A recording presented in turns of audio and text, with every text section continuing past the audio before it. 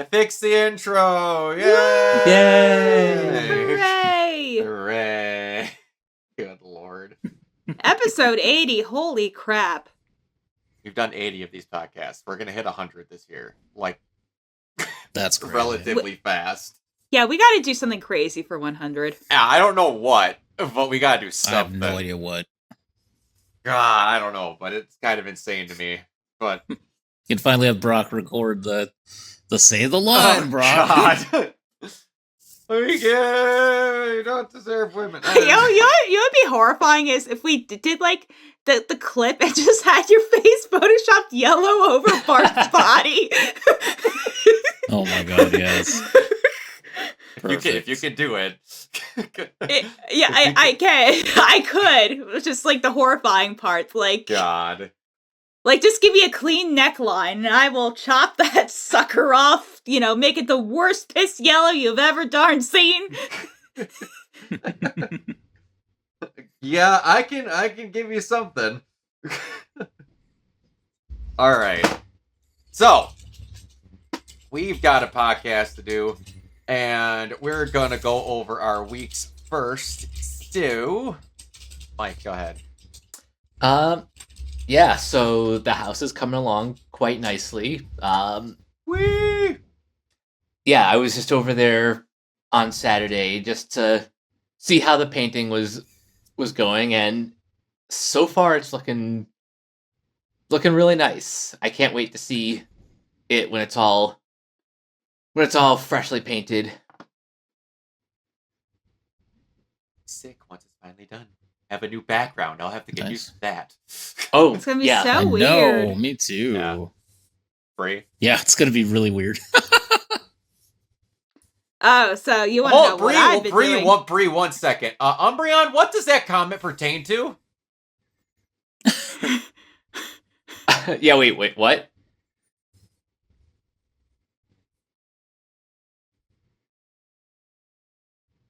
Okay, got it. I was gonna say, I'm like, what in the... That was such an out-of-context comment. Good Lord. God okay, Bree, go ahead. All right, so speaking of Asian, I actually, through editing freelance, watched the last episode of Invincible, so I'm curious what people are going to think about that, but not spoiling it. I mean, if you read the comics, but yeah. Whatever. So did that.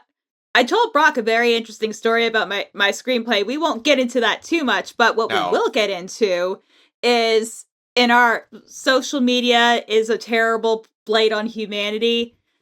I had a very special experience over the weekend, and Brock, I think you will truly appreciate this. Like, oh God, it is a masterpiece of a crash out that I can't wait to unfold. Not only that, like, I was typing in my group Discord chat at the time that post happened. So in real time, I did that. Wait, oh my God. And like, I was literally in tears. Like, I couldn't have written it any better because I knew, looking at it, I'm like, oh, you're one of those early 2000s Joss Whedon types where you're a feminist ally and supportive of women. Like, it was like a shark to water and chum, and I was just like doing the deal. I knew how this was going to end, but even still, in my wildest dreams, I could not imagine this perfection. Oh God. Oh God. All right. Yes, it does come out tomorrow on Brian. Fiona. Well, my week has not been comparatively as exciting. However, over the past few days, myself and my best friend Red, we've been plotting out and sort of in the initial stages prepping a Vampire the Masquerade campaign, which I'm going to co-DM with her, which is pretty fun. And we made a YouTube channel and everything for it. Nice. So it's going to be like a for real kind of a thing. Like, we're actually going to save it, record it, make it available. So ooh, it'll be, I guess, what they're calling like actual plays or real plays or whatever they call that now. So yeah, I mean, as opposed to, it just being a live stream. Yeah, so that'll be fun. It'll be interesting. Apart from that, watched some of WrestleMania. Didn't really enjoy it that much. It was okay. Yeah, I heard things. And sometimes Yeah. it was okay into to that. like to terrible. But yeah. We'll get into Um that. yeah, we'll get into it. Apart from that, yeah, just been doing a lot of like reading up and studying and stuff like that and prepping. So that's been my last couple of days, especially. Also, Pragmata is very good. That's I finally am going to be able to start it on Thursday because I'm doing recordings tomorrow. So I'm excited. Yeah. I'm excited. I've heard very good things from the Good. people that aren't actually fucking insane. Yes, I know. I'm well aware. So I had an eventful week. I went on my yearly family vacation, and it was one of the most cursed experiences I've ever had in my entire life. Oh, boy. Oh God. So last year, my cousin Eric was like, let's go somewhere that everybody hasn't gone to and blah, blah, blah. And he pulled Corpus Christi, Texas out of his asshole. And he went, let's do that. And we looked it up and some tourist things and it looked great. And I wish I would have shoved that suggestion clean back up his asshole. I love Eric to death. I really do. I love him. I'd take a bullet for that guy. But at the end of it, he was thinking the same thing. We got down on that trip, going down. Wasn't too terrible. We get there. The first night was all right. We had some really good food at this legit Mexican place called the El Camino. They had some unbelievable food. I got to try. And now I'm blanking on what the other thing is, but one of the things I got to try was quail for the very first time at the restaurant. So that was very good. And then the following nights, it had, those wind tunnels at the mall that you kind of sit inside and simulate. That was the weather at all times while we were there. Oh, no. It was rainy. Here they have some good trout farms. God. So then we wanted to go see a battleship, which we did. We got to go see the USS Lexington, which, before I forget, I got to get something very cool from it. I like to get one cool souvenir that isn't anywhere else. And now I'm not going to be able to find it. Hold on. One moment here. Here it is. So, while we were on the ship, we got to see one of the F-16s that was in the filming of Top Gun. That was really cool. That was actually stationed on top of it. And then I didn't know about the Lexington that it's called the Blue Ghost, or that it has a fucking comic book where the carrier turns into a transformer. Oh my God. What the heck? That cover is amazing. That cover is, I was like, that's fucking Optimus Prime? Like, what are we? It's fucking sick. I've never heard of this studio before, but I'm going to look up more shit by them because that artwork is immaculate. Holy hell. That looks like Dreamwave Transformers. Yeah, and they've got all sorts of other stuff going on through it. It was really cool.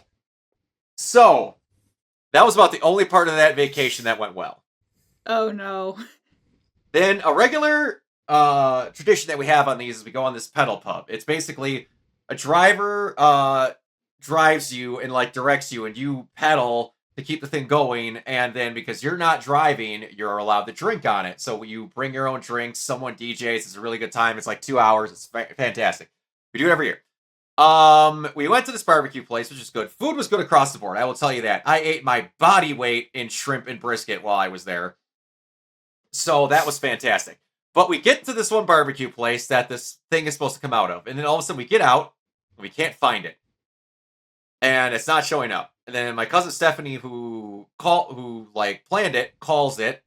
Nothing's going on. Can't find it. And we call him, and then the guy's like, hey, I'm running a little late. Can you guys do this at blanket time? We're like, no, it's 2 hours long, dude. We've got other stuff to do today. We need to do it now. Oh, well, I'm going to be 20 minutes late. Dude, we need to go now. Oh, I'm actually only going to be 10 minutes late. How do you go from 20 to 10 minutes in 5 seconds?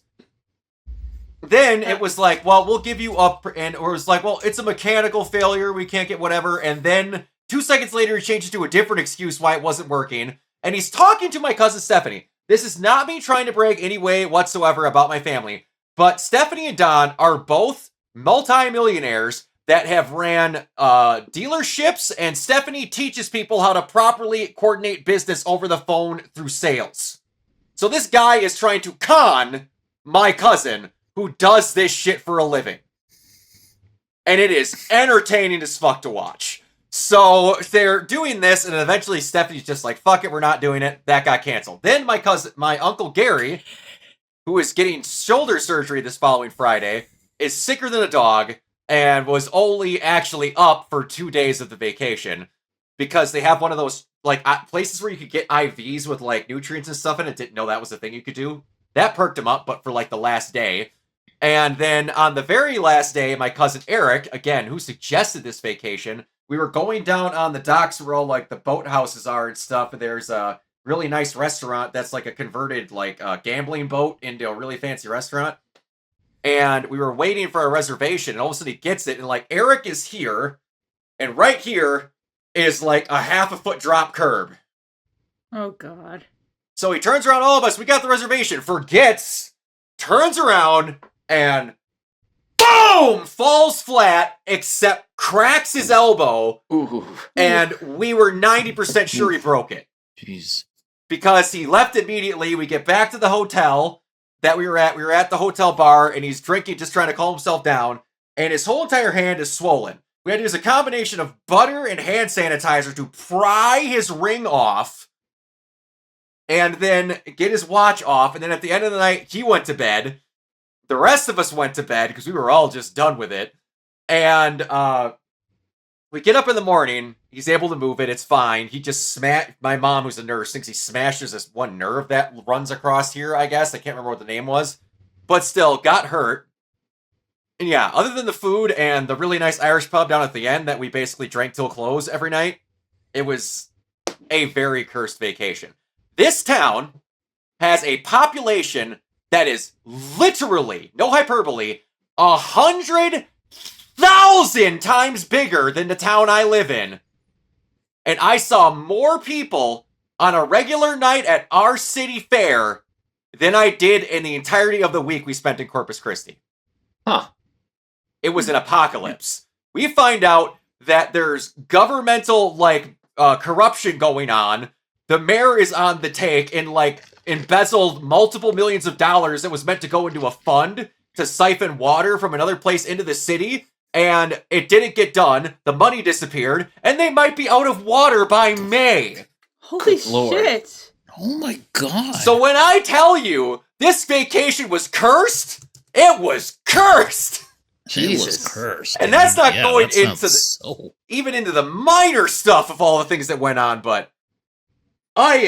Jeez. Anyway, Yeah. I finally sat down. The other things that I could be happy about here. I sat down and I finally watched the old 2007 Devil May Cry anime that I never watched on the plane ride there and back. Oh boy, I remember the time when they didn't give animes budgets for fight scenes and then just cut away every time one was supposed to happen. 'Cause man, if that show had a budget, it would have been a 9 out of 10. Ooh. It's got a banging, and I mean banging, gothic, like, rock intro to it, and it's fantastic. And there was, like, good amount of cursing in it that I wasn't expecting, but not, like, lady in the current one level of cursing. Like, one or two regular, and then, like, it was bloody as fuck. But, yeah, it was something. So there was that, and, yeah, Cool. I got to start watching WrestleMania when I got back on Sunday. That was about it, and yeah, I got to watch the results in a bar up until the free part of ESPN stopped. So I got to watch like 3 matches on Saturday and then listen to it, but I'm going to be honest with you, if I was going to miss watching WrestleMania live, It would have been this one. I'm yeah, not you upset picked- it was this one. Yeah, I You didn't picked watch. a great one. I didn't watch either, but I heard things, and I'm like, things are going great when you see on like Instagram, Disney's like, look, The Mandalorian Grogu at WrestleMania. It's also great to find out that like one of the main presidents of TKO came out publicly and said that, yeah, all the actual match and final big pay-per-view decisions are actually handled by us and not WWE.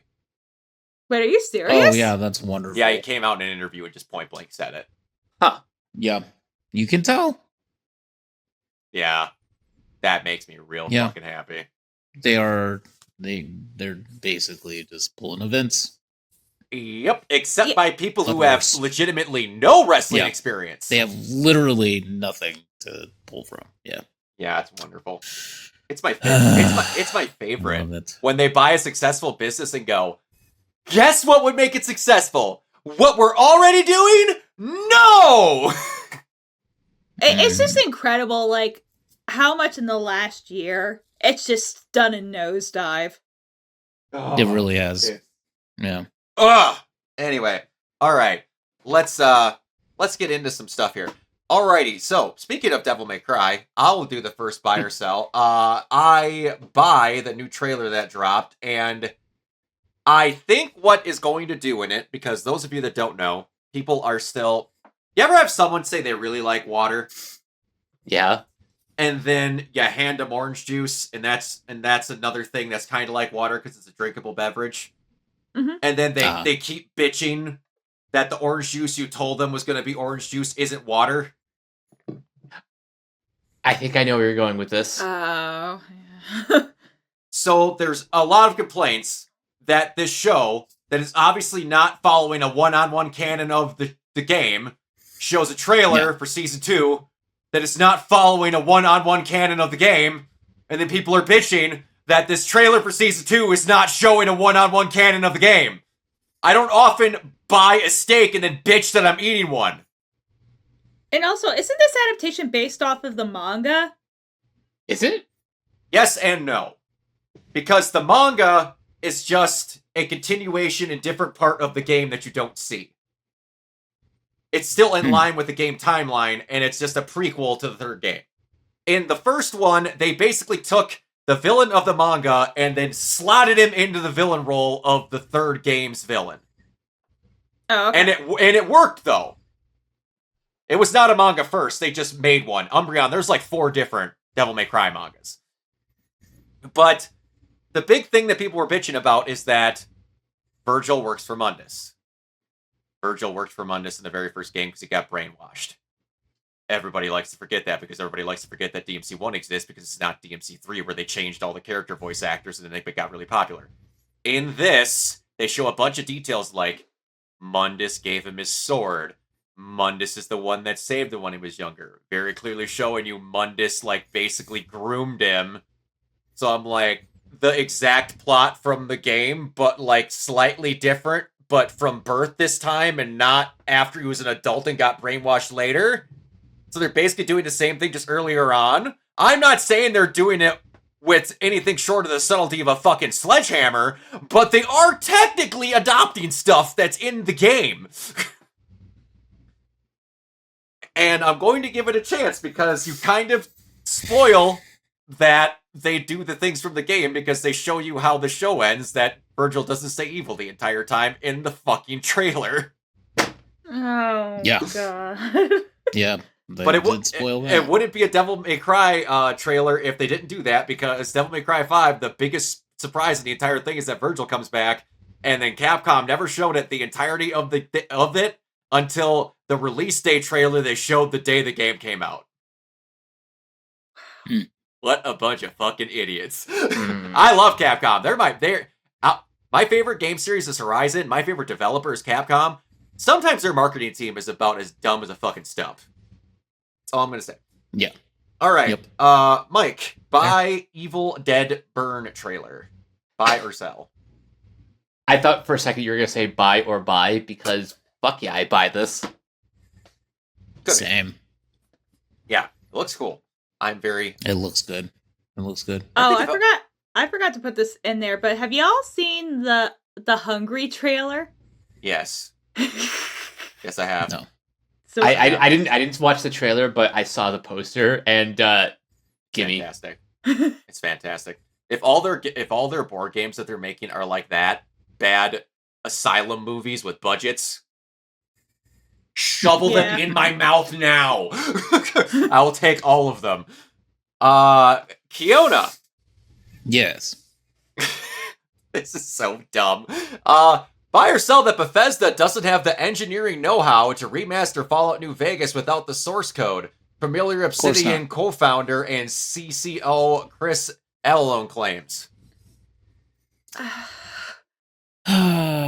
Bethesda's Does a Bethesda special have company. anything? Is there anything going on there? That, Do you want to know what's really funny about this? And I didn't realize this until someone brought it up on Twitter. So Bethesda is bitching that they don't have the engineering know-how to remaster Fallout New Vegas without the source code. Of course they don't. Hey, Kiona. Who made Fallout New Vegas? Who made Fallout New Vegas? Obsidian, I believe. What company owns both Bethesda and Obsidian? Little company called Microsoft. You're going to tell me this means either Bethesda is too afraid to go to another company that is owned by the same company as them and look for the source code, or they lost it!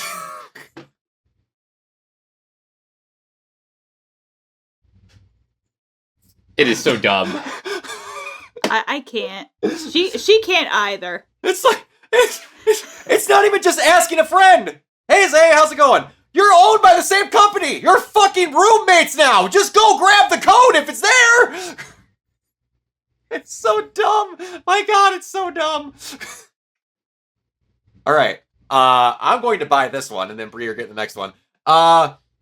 Daniel Spacey, co-showrunner of Amazon's Mass Effect series, shuts down rumors about a rewrite for a non-gaming audience. I don't know where that non-gaming audience quote came from or who said it, but at no point has that been said to me. I buy the living fuck out of that if that's true.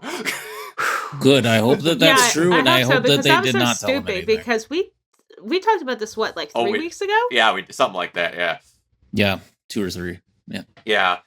It's so fucking dumb. Everyone can now breathe a It was big on sigh of an relief. investors call, I think, or something is what they said initially. Yeah, but who knows? Again, I'm glad. A literal factor that you can't do, because once you take control out of it, it's no longer a game. It's just a show. Exactly. And you just watch it. It's a TV show. It's like you plugged a controller into Severance and went, "Can we make this show less for TV watchers and more for gamers?" God. It's the same thing. You're just playing it now versus I just can't get the stupid statements like that.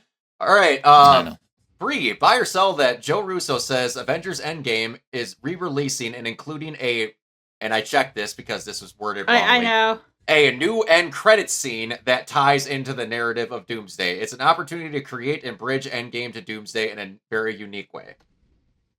Okay, so, Brock, did you see my response to this on Blue Sky? So, I will just give the TDRL on that. Joseph, in a unique way, bro, you're describing comics. Like, adding stuff on to stuff that already exists has literally been done since the dawn of, forever. But I hate this new trend, because this isn't the first thing that's done this, that now we're fucking day one patching and DLCing movies. First it was the day one patch of Cats, then Mythic Quest did an alternative ending when they got canceled, so you can't even watch the original ending now. It's just, no, I hate this. I hate everything about this. Why are we doing this? And then my friend pointed out, this is them straight up admitting that, phase 4 for 5, we didn't have a plan and we're just kind of slipping things together because we didn't actually plan this. But I do actually have a more serious note. I really hate that Marvel's doing this. Not only that, or the fact that literally the people responsible for making the MCU what it is just got shit canned so Disney can save a nickel. But what made the MCU so special is that it wasn't like the comics. The comics were a jumping off point, but I don't think any sane person would argue that the comics version of Civil War is, better than the movie. Because I think you'd be, like, out of your, goddamn mind if you said that. Certain parts of it, yeah, because I mean more the ending. the ending, yeah, ending's not the greatest, but Ending's not great. yeah, let's Yeah. just not talk about Civil War 2. Yeah, no, yeah. Oh Let's God, talk about I no, forgot no, that. that- Yeah, no, that's yeah, that like We can exists. just shove that to the side. Yeah. There. That it's like exists. that and like New 52. We don't talk about it. Like, what are you talking about? What are you talking about, man? Man, remember when they made Lobo a twink? Oh Remember? yes. Oh my god. And then like Mr. Freeze. Oh my God, don't get into it. But my point is that since the MCU like wasn't like hogtied to like the comics or whatever, they can make these creative choices. Like some characters, like a lot of people forget this, which is like ironic because it's like Endgame and like Infinity War. But like, Natasha's died and like Gamora like stays dead. Like that version of Gamora is gone. She doesn't come back. Like you actually kill like characters off and they don't come back. Like it had stakes, which is why you kept being emotionally invested. Now, with all this random crap, if we could just add anything onto anything, like nothing means anything. I'm going to go off to where I don't think it goes that way because I guarantee you I know what they're going to do. Because it's kind of been a thought rumor. They're really not going to say that nothing else mattered. I think they're going to say that the reason that all the incursions and all the horseshit and Doomsday happened is because of what Steve did with staying back. And something got fucked up, and they're just going to show that that is the reason why blank is happening. It took so long to get there. I don't think they're going to continually change like 16 series and 14 movies that have happened. No. I don't mean like that. I meant like, because I'm gonna say something controversial. Honestly, like after Endgame, they should have used that as like an opportunity to soft reboot like the MCU. Like I love No Way Home, but honestly, you could have done that movie without the multiverse. Like you could have had Willem Dafoe Green Goblin and it just been like Willem Dafoe. It didn't necessarily have to be like the Raimi like Green Goblin. I don't like No Way Home. We don't have the other two. No, I get that. I'm just saying, but that specific story, like, honestly, they probably would have been better off, soft rebooting. So then you could, do like a bunch of stuff and like not have to like question or like put the world building. Just say this is just how it is now. Just have it be like it's new on continuity. But like, what I'm trying to say is that if we're just adding stuff and just like even if it's just mildly retconning stuff, then it's like, what are we doing? I mean, it shows that you don't have a plan. So, I don't know. I just don't like it. Oh, I get that you don't like it. I just don't think it's a retcon. I just think it's basically showing a flashback with an added Yeah. detail, which is I not think really that's what they're gonna do, too. retconning. It's just showing a detail. Because if that's considered retconning, then 14,000 movies have done retcons. They're just in sequels and not added on to previous movies as an end credit scene because Endgame never had an end credit scene. Now it technically does.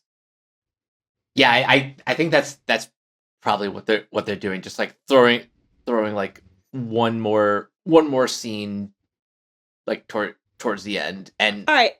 But even with that, like his comment says unique way. That's an end credit scene. That's still not unique. It's the Yes. statement's still bullshit. I know, but you have to be a salesman as a movie person, and when you do interviews, you have to say it more ways than blankety blank and blank. So it's part of the job. yeah. All right. Moving on from that, Mike, buy or sell that Rick Moranis says that Josh Gad's concept for Spaceballs 2 convinced him to come out of acting retirement. Ultimately, I said yes to it because it was the only way to get him to stop texting. The jury is still out whether or not Spaceballs 2 is going to be good, but I love the press the press tour behind this. I mean, I love Josh Gad. Like, you should see, like, there's this old speech on YouTube for, like, public speaking, like, where, God, he can't be any older than 19, and he gives, like, this whole, like, like public speaking thing. Like it's actually like really funny if you ever have a 5 seconds to watch like Baby Josh Gad. God, I hope. Speaking of baby, I hope he's Barf's son somehow. All right, I will buy or sell this one. Space obsessed pragmata actor was very weary of breaking an embargo that he so weary that he refused to post about Artemis 2. Quote, "I know so fucking much about the moon." No, I buy this. That's hilarious. It's fucking. That's so good. God, I can't wait to play that on Thursday. All right, Kiona, buy or Yes. sell the new Street Fighter trailer? I buy it. I think to me it's very, very, very cheese, and I love that about it. Mhm. But to me, I'm kind of like, the less I see of this movie, I think the better. Mhm. Because I don't know, I feel like if I keep watching these trailers, something is gonna end up getting spoiling the experience for me for some reason. I don't know. That's a personal thing, though. I will say that the trailer itself I actually liked quite a bit, so yeah, I would say buy. I like the interaction between Cammy and Chun-Li. I love all of the callbacks to the various Street Fighter media sort of stuff, like the whole, like, the fact that when I think it was Matt McMuscle's video that I saw on it, where he was talking about the scene that actually shows like a reference to Ken and Ryu, Yeah. in their Street Fighter 94 costumes. Ooh. Yes. That was crazy to me. Like he's holding up a picture or something. Somebody has like a picture, like a framed picture, and it's like it's Ken and Ryu, but in their Street Fighter 94 sort of costumes. Yes. I thought that was hilarious. It's awesome. The nods to the Chun-Li Vega fight from the Street Fighter animated movie. Yeah. The anime. Yeah. So like a lot of references and stuff like that were very, very cool. Yeah.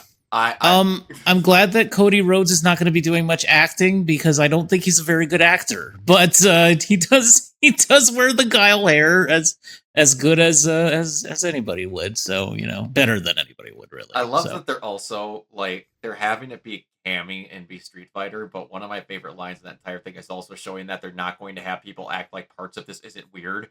Where you see that that Guile is post fight and he's like, "I swear to God, a fireball came out of Ryu."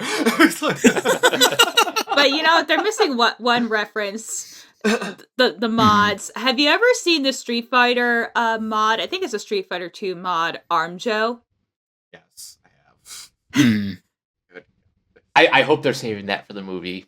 They've still got some other things. They need to have a reason why they're beating the piss out of a car and like other things. Like they had Balrog do a spinning drop pile driver on Ken into a fucking car. Like they are not. Or Zangief. Or Zangief. Yeah, sorry, Zangief. I'm just like, man, what the fuck? They don't care. That CGI was a little bit weird, but you know what, though? I mean, how else are you going to do it? It's fine. But I hope that they have a flash during Guile's flash kick. Oh, they probably will. Like, there better be something there. I would Better be assume. some kind of effect. But hey. Also, the Dragon Punch was also missing the sort of fire effect, too. It's So one I'm of those hoping that things they're where they're going to have to pick and choose what looks real and what doesn't. So, but one Yeah. thing, I'm going to be that guy, and I swear to God, this is going to be one of the last times I bring it up. Hey, what's the one thing everybody's been talking about in this Street Fighter trailer that they love so much? Or the Street Fighter movie overall.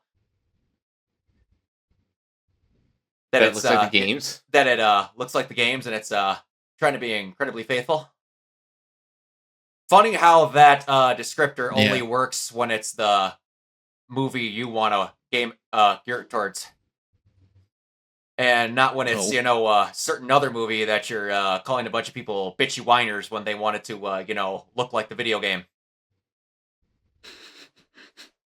I'm not talking about another video game movie being made by the same company that makes both games. It's almost like we have some of the most hypocritical horseshit I've ever seen in my life when talking about these movies.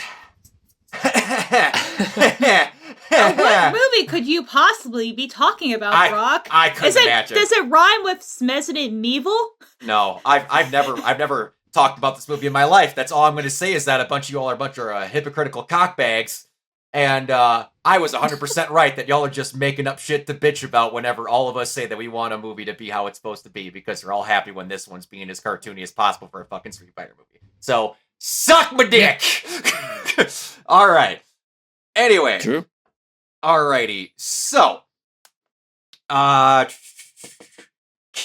buy or sell that Sony Pictures CEO says that going to movies has become and must become affordable again, and that theaters should stop the endless advertising and shorten pre-shows.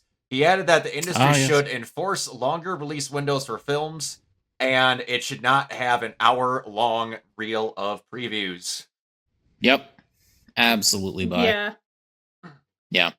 I mean, it doesn't even make as much sense, and so many of the trailers are on, like, YouTube or stuff. Like, what's if, like, all the, like, the pre-roll? Like, I could understand having, like, 10 minutes of pre-roll to, like, let, you know, stragglers get in, but it's gotten, like, so crazy.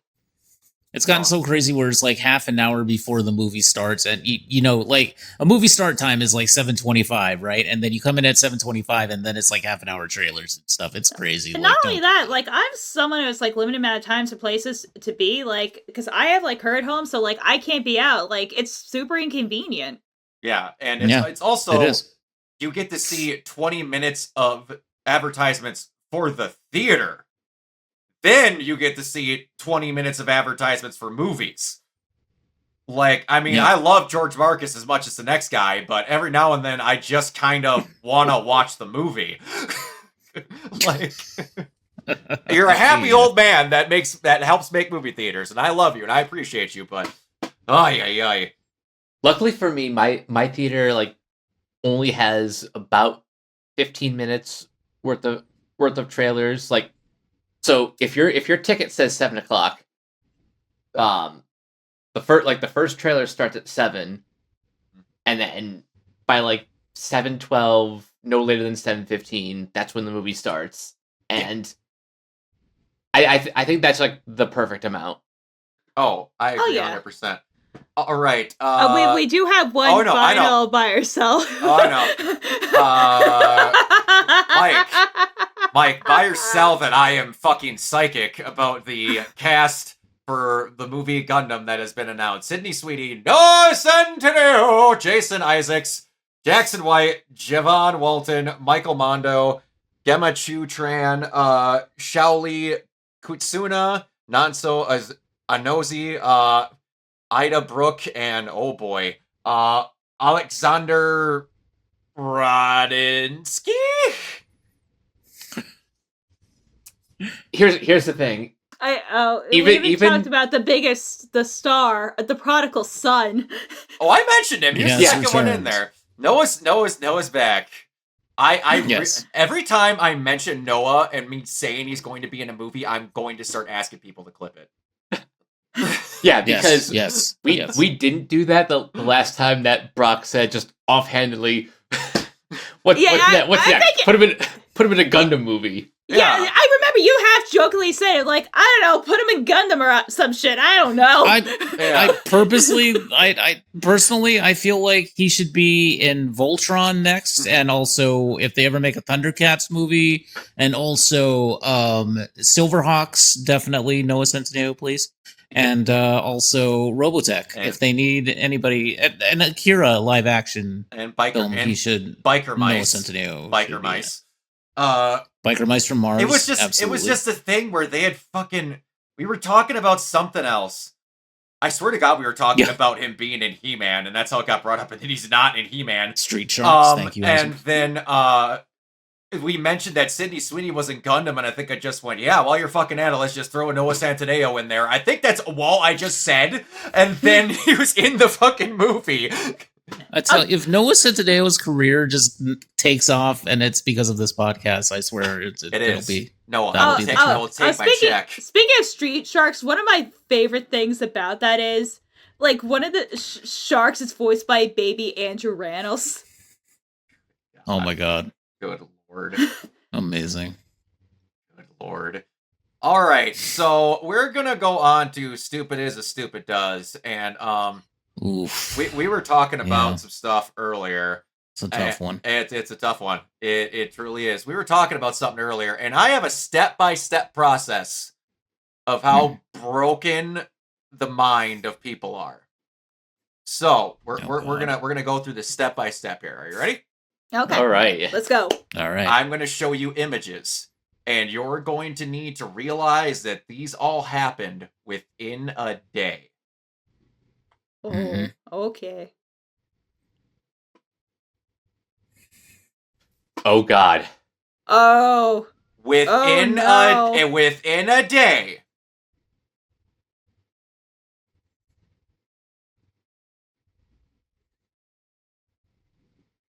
Within a day. Mm. Within What a the day. fuck? We're going to go back to this one. Because this is something that I've wanted to talk about for a long fucking time, and I don't think I've ever addressed it on this podcast. Voice acting is with your fucking voice. Yes. Now, we had a time period where there was a bunch of, I can't remember his name, but I believe the guy who used to voice Cleveland was a white guy, and then he gave the role up to a black person because of representation, such and such, whatever. That is however you feel. But to me, voice acting is acting. Yeah. Because if we're going to say that only blank race can voice blank race, then let's just shut down the entire anime dubbing industry right fucking now. Because I'd hate to tell ya, 95% of that motherfucker's white people. And I also hate to tell ya that 95% of what they're voicing in anime is not white people. And y'all don't bitch when that happens. No, of course not. And also, I'd hate to tell ya, a lot of the times, God, what's a great example here? I can't come up with one off the top of my head, but there's a lot of times where people will be voicing mythical animals. I don't think they're that mythical animal. Does it have to do that in right there? In both major Ruby fan productions, being his voice, but I had no idea about that. I was about to be like, huh? But anyway, it's acting. Yes. Luffy's voiced by It a is, woman. in fact. Luffy's a man. It can do whatever. Most of the young male voices are done by adult women. Yep. Yeah. It's Bart called... Simpson was one of the first Yeah. ones that they revealed that. It's called acting. That's part right. Whoever is the most talented should get the role, in my opinion. Yeah. Maybe, yes, sometimes there's cultural stuff that people will get more, but it's the person who should get the role. That goes with normal acting, too. Now, should Ryan Gosling actually play Black Panther? No. But there's No. other times where if race is not important to the character, it doesn't fucking matter. Mm-hmm. That's right. Especially with voice acting when your voice is the only thing going there. Your fucking voice isn't black. Your voice isn't white, Jamaican, Creole, all that. It's not.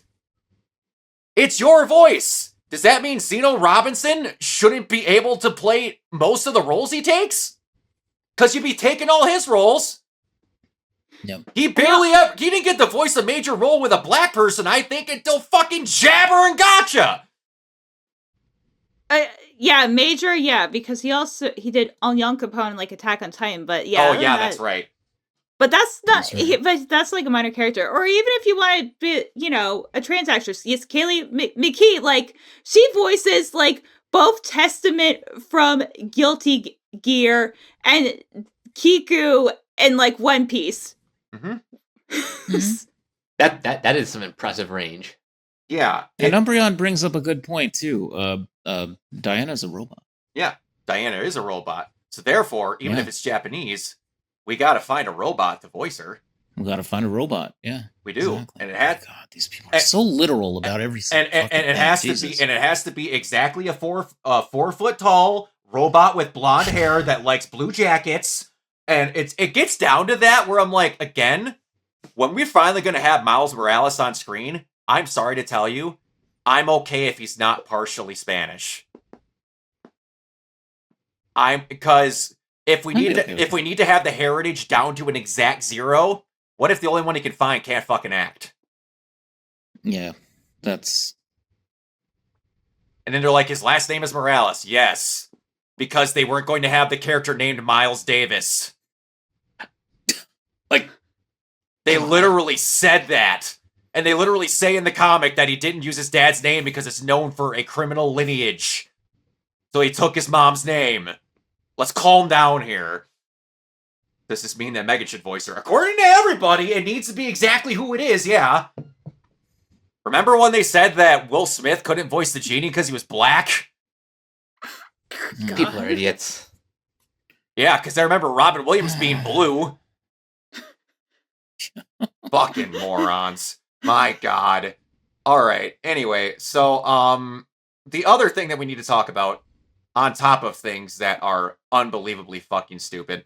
So, me and Kiona have gone on ad nauseum about... Yes, we have. about a certain person who is regularly linked with Capcom that me and him are a giant fan of. Yes. One, Yes. Susie Hunter, who Yeah, everybody's going to Sphere call Hunter. her. Everyone's going to call her a Capcom shill.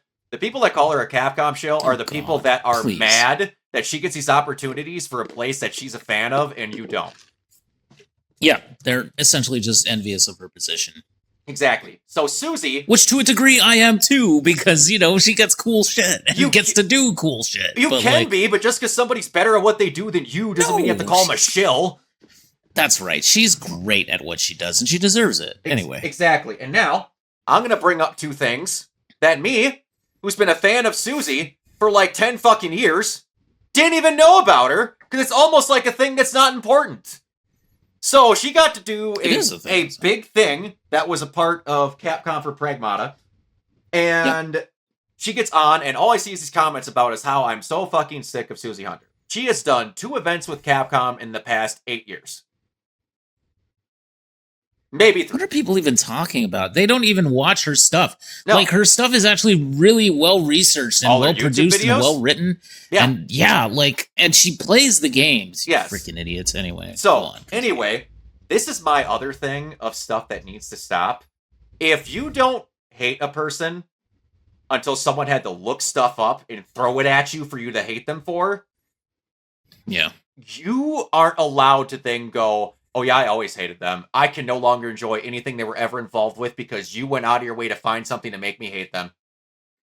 No. That's not Yeah, how what? that's not how that shit works. I'm sorry. If the person you found made a bad tweet 18 years ago when they were 14 and they were stupid, they might have matured. There's a good chance. Because guess what? We were all fucking 14 at one point and dumb and thought we wanted to be cool. But that's not what I'm talking about. Because Susie, again, they started ripping on her for 2 reasons. Both of which, me, a giant fan of her and followed her for like 8 to 10 years now, did not know about her. Which means you had to look this up to go find it. One, she's trans. Did not fucking know that whatsoever. Because she doesn't mention it, she doesn't talk about it, and like, I think she, now that I'm thinking about it, not long ago, put a trans flag on her Twitter, but I thought it was in support of whatever, because she doesn't really say anything. So I'm like, cool, you be you. It is what it is. And the other is that she did some professional porn work when she was younger, before she started covering video games.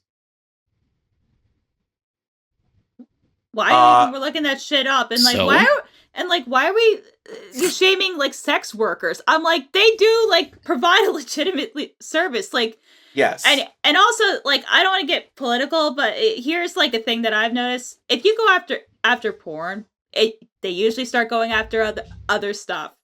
Mm-hmm. And Yeah. the thing about it is, you had to look that up. You had to deep dive to find that about Susie, because what I found it on, when they showed the screenshots, it's not her name that she uses.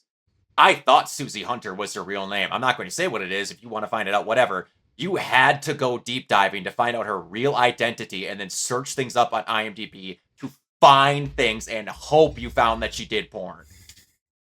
That is outrageous. One, Crazy.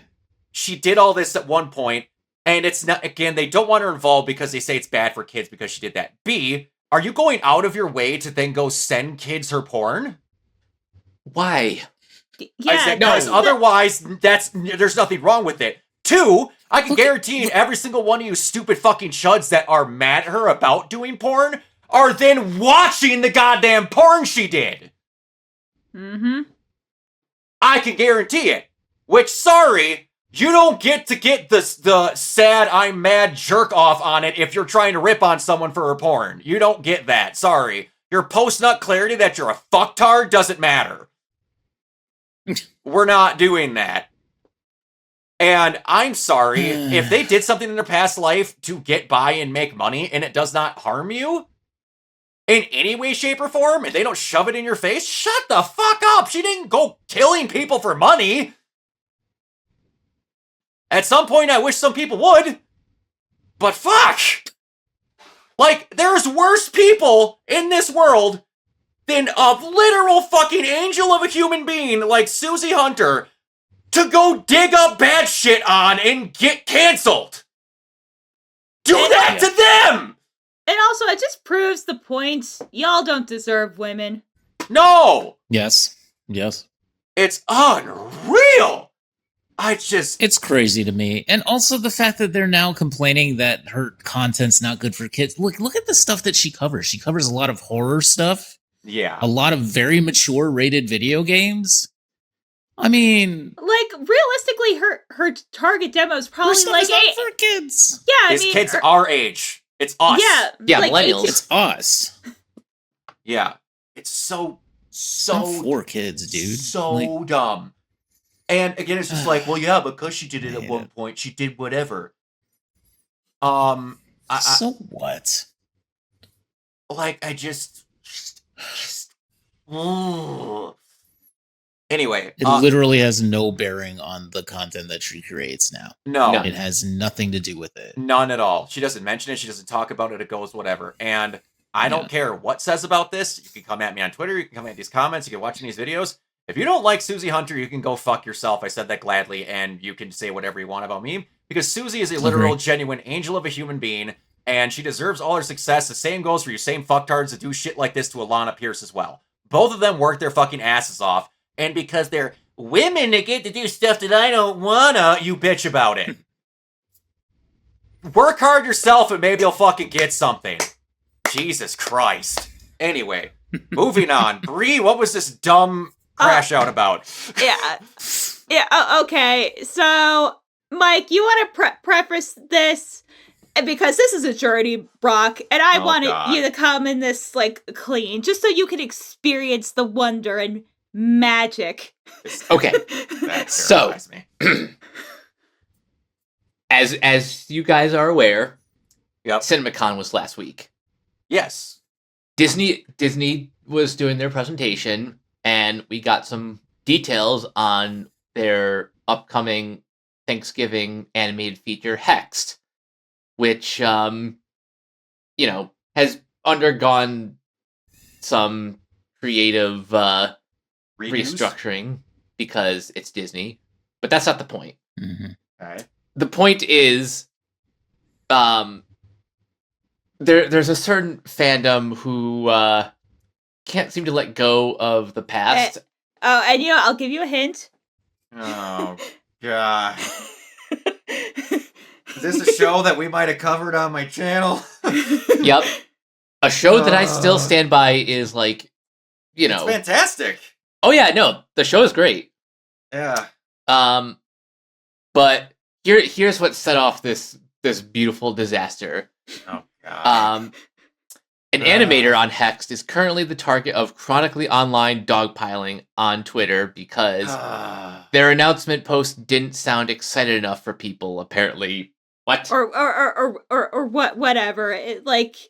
People are just mad. That's what you need to get out of this. People were just mad. Because it wasn't exciting enough? Oh, it gets worse. Bree, do you want God. to present the crash out? Oh. I'll read Okay. it if need be. Okay, so, you know what? Yeah, Brock, you know what? I want you to read through this. Just click the link. Oh, where did you put it in the... Yeah, it's in the Yes. doc. Oh, okay, alright. Oh... Is it just the comment up there? Yeah, just that link. Okay. Alright, Someone needs to let Dana Terrace know to discourage. I already don't like it. All right. Okay. Show this fucker. Show this fucker on screen. I already don't like it. I already don't like it. This is already not great. I already don't like it. All right. Someone needs to let Dana Terrace know to discourage attacks in her name. She can't literally control her fandom, but she can damn well at least ask them to stop being a harm to Avenger. The fact that she doesn't openly discourage such is seen as a green light. Knights of Guinevere won't help. You don't see me attacking former Viacom executives for fucking over Rob Renzetti, despite my life as a teenage robot having me help cope with having to pretend to be hetero in my school days. Owl House Fandom Menace members excuse that. It's Fandom Menace, so Star Wars fans. Okay, so I'm the quote post, so then you can see the further magic. So yeah. Okay. Yeah, go to the quote. Yep. Here we go. So not that. No, back. There? No, back. No, back to his post. So just hit back. Okay. Okay, then the quote where I'm here. Down where it says quote. Yeah, where it says one quote. I am not seeing what the hell you're talking about here. It says one quote. Or it says quote. To the 502. Oh, okay. There, I was going to say, what the heck? I get the sentiment, but it's not Dana's responsibility nor any of the creators' duty or policy to 20 or fandom 24/7. The onus shouldn't be on creators, especially women creators, which is funny that they consistently signed on. They need to parent their fandom. People need to learn before they behave. It gets worse. I will show you the final result in a sec. Okay. I'm just going to say that we're in the year of our Lord 2026. And we have been, again, not all of them, but most of them, we have been dealing with the Snyder cult for over a decade. And we're expecting people to behave. Are we still in the mindset that this is ever going to happen? Nope. People have freedom of speech and they're going to use it. I get that. Some of it's not bad. But if they're not being racist, wishing death upon your family, and other things, if they're just voicing their freedom of speech and you don't like it, tough up, pansy, grow some skin and deal with it. People are getting literal death threats and shit sent to their houses. If you get a mean tweet and you want to cry, maybe you shouldn't be on social media. I don't mean to be that person, but what the hell? You're in the digital day and age, baby. You gotta be used to this. So are you logged into Blue Sky? Because I think you might have to sign in to see the rest of the masterpiece. Or I mean, I'm on Blue Sky, but you know what? Let me see if I could share my screen. Can I share this? Hold on. Yeah, you might have to share yours, or I could do it. Oh, here, I have it on my iPhone mirroring. It's fine. Okay, perfect. Okay, we gotta make this fucker a little bit bigger, because that is tiny. Okay, so, not to mention, she actually does discourage people. Okay, so, no, it doesn't. Okay, here, so... Okay. Every creator of every permutation of humanity should at least say that they explicitly do not endorse bad behavior in their name. Saying nothing is seen as a green light to the fandom menace behavior. I'm not asking to active police it. I'm asking for a bare minimum of stance. Oh, and then this is where me, just goes. Let me make it explicitly clear. Gender and parenting doesn't enter into it. I thought that said clits. I don't like cults. I don't know what works to curb rabid behavior such as their subject of worship is to say no. The object of their affection. So she's not even a person anymore. So way to show your ass there, bro. And then... Except it does. The subconscious gender bias that persists in society, especially animation community. People like Dana, Gooseworks, and Busy Pop are held a different standard in their male counterparts. fact that people can't move forward on their behavior and people is their problem, nor should it be. Look, when Disney makes another thing with mysteries, paranormal, Lovecraftian deal makers, will call on Alex Hirsch to do the same thing, and people in cynical shit in favor. It gets better. Oh, it gets so much better than okay, but this isn't the creme de la creme. No. Okay. Here's where it all, like, this is where it kind of eclipses. I have to just... Here we go. So, Data actually has, like, discouraged us multiple times. Oh, I don't doubt that. I never doubted that at all. Okay, so you're accusing yourself you shouldn't even do. But, you know, so then I write this, the object of your affection, and then this is the chef's kiss right here. And I've received word that she has spoken out and not been respected in regards to this was all point.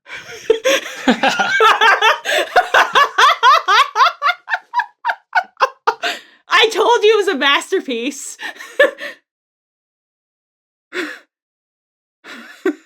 That's when you just don't even answer. Like, oh my god.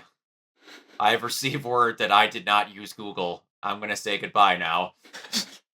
Oh, he still kept going after this, by the way. Oh, but geez. I was just like, my job is done here. Good. Dear Jesus Christ. Good Lord. Some good God. All right. Moving on to gaming news here. We covered something last week that was a rumor, and now it's happened. Microsoft has dropped the price of Microsoft Game Pass Ultimate and PC Game Pass effective immediately. Meanwhile, the new Call of Duty games will no longer be included in releases on either service. What's the price here? Game Pass Ultimate is dropping from $29.99 to $22.99, so a significant drop. And Game Pass on PC is being dropped from $16.49. That is such a fucking weird price. It's such a weird price. To $13.99. It was $11.99, and then it went up to $16.49, which is like super strange. But anyways. Yeah, wait, what? Why? I don't know. Yeah. Kiona, and now it's back down to $13.99. It's almost like they shouldn't have raised the prices. Yeah, it's almost like that. Yeah. Kiona. Are there people that are actually sad about COD not being on there as a day and date? Oh yeah, absolutely. Because I would not be one of them. Yeah, because they believe that's the reason why they bought Activision. Because everything should be day and date. Because you and me have talked about this. People are conditioned to just expect to get everything on Game Pass and then never buy a game. That's been their strategy for years. Now, Call of Duty is a huge moneymaker. Why would they put that on Game Pass? Why should it shouldn't have been on Game Pass to begin with? No, but their strategy, I guarantee you, was we put that on Game Pass. We're going to get all the not day and date. We're going to make everybody leave PSN to get it on Game Pass because they know, and it was reported in those court documents that now it's bumped up. 85% of all COD players are on PlayStation. Oof. Yeah. But like, here's like I believe it.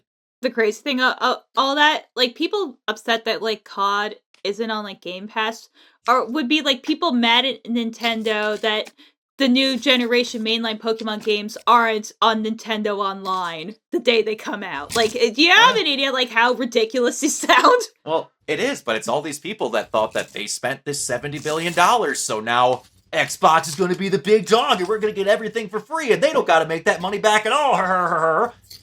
Fiona, I have to ask. Even I knew it. Fiona, I have to ask.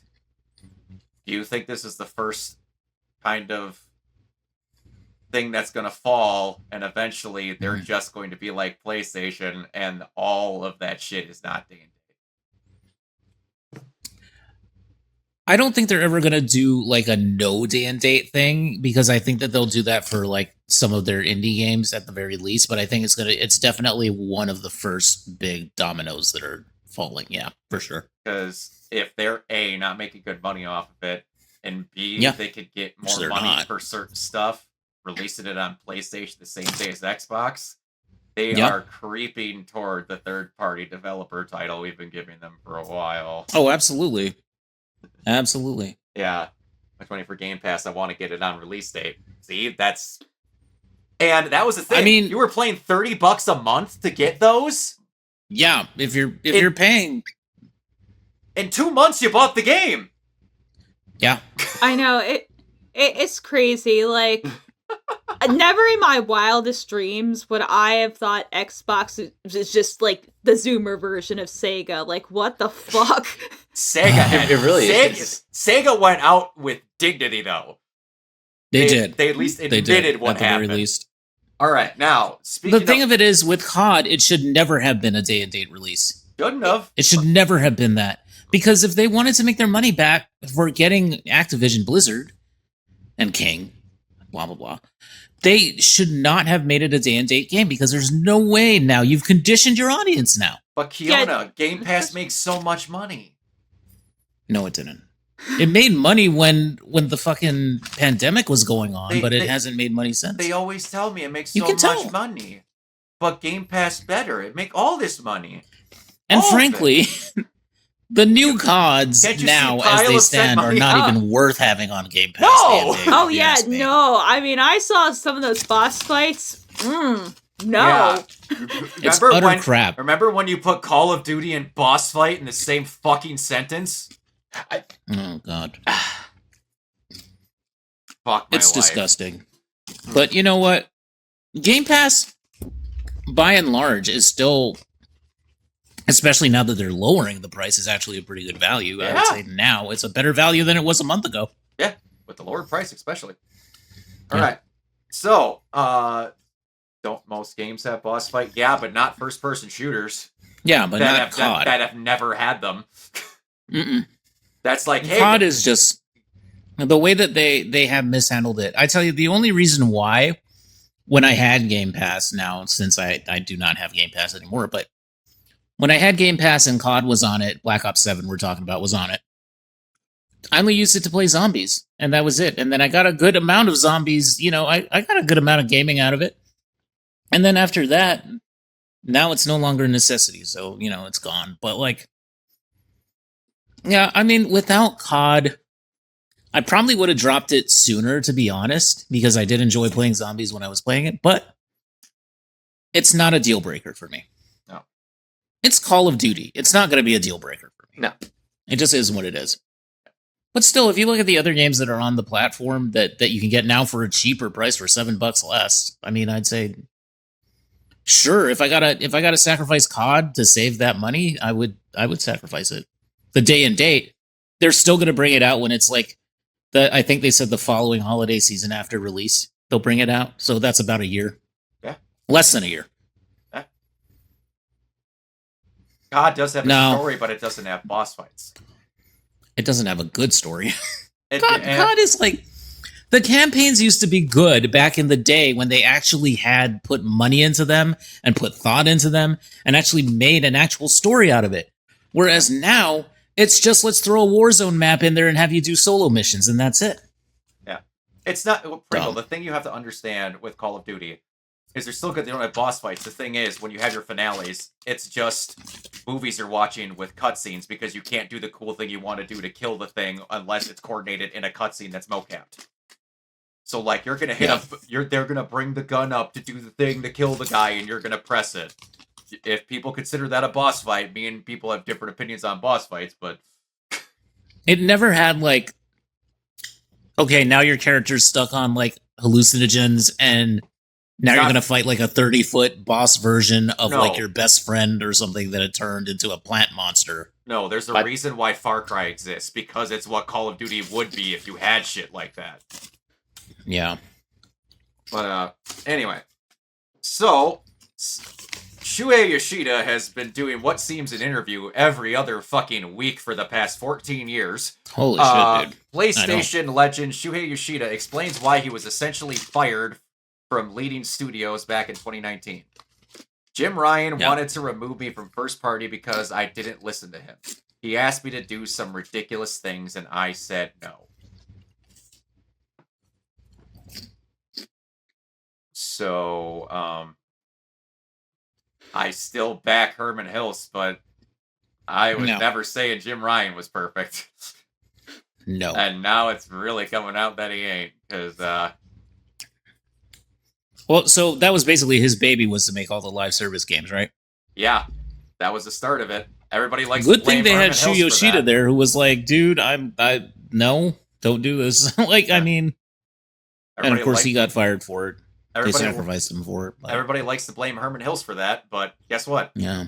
He's not the one that is the big bang in charge on top of that. He is the guy that is under Jim Ryan. And everything that's been said bad about Herman Hills has been from modified tweets. Saying his favorite property was fucking Concord and it was the future of gaming, but no one can find an official tweet that says that. They're just from these interviews that only they saw in fake tweets that are clearly photoshopped. Oh, it's so fucking stupid. Alright, moving on. This isn't exactly news, but I just thought it was cool about Pragmata that makes sense now that I'm looking at things because it reminded me of certain stuff. Shout out to Pragmata's director, Chu Young-hee, for it's his first game. He was the designer on Metal Gear Rising Revengeance and the weapon designer on Nier. Pragmata is his debut as a director, and he and Capcom knocked it out of the fucking park. So, from what I can understand, he did, and I can't wait to play it. Legitimately cannot wait. Because I am just... You're gonna love it. I am just seeing random scenes from, like, the toys and shit that you can give Diana. And I might actually die of diabetes on stream from how sweet that little girl is. I just fucking might.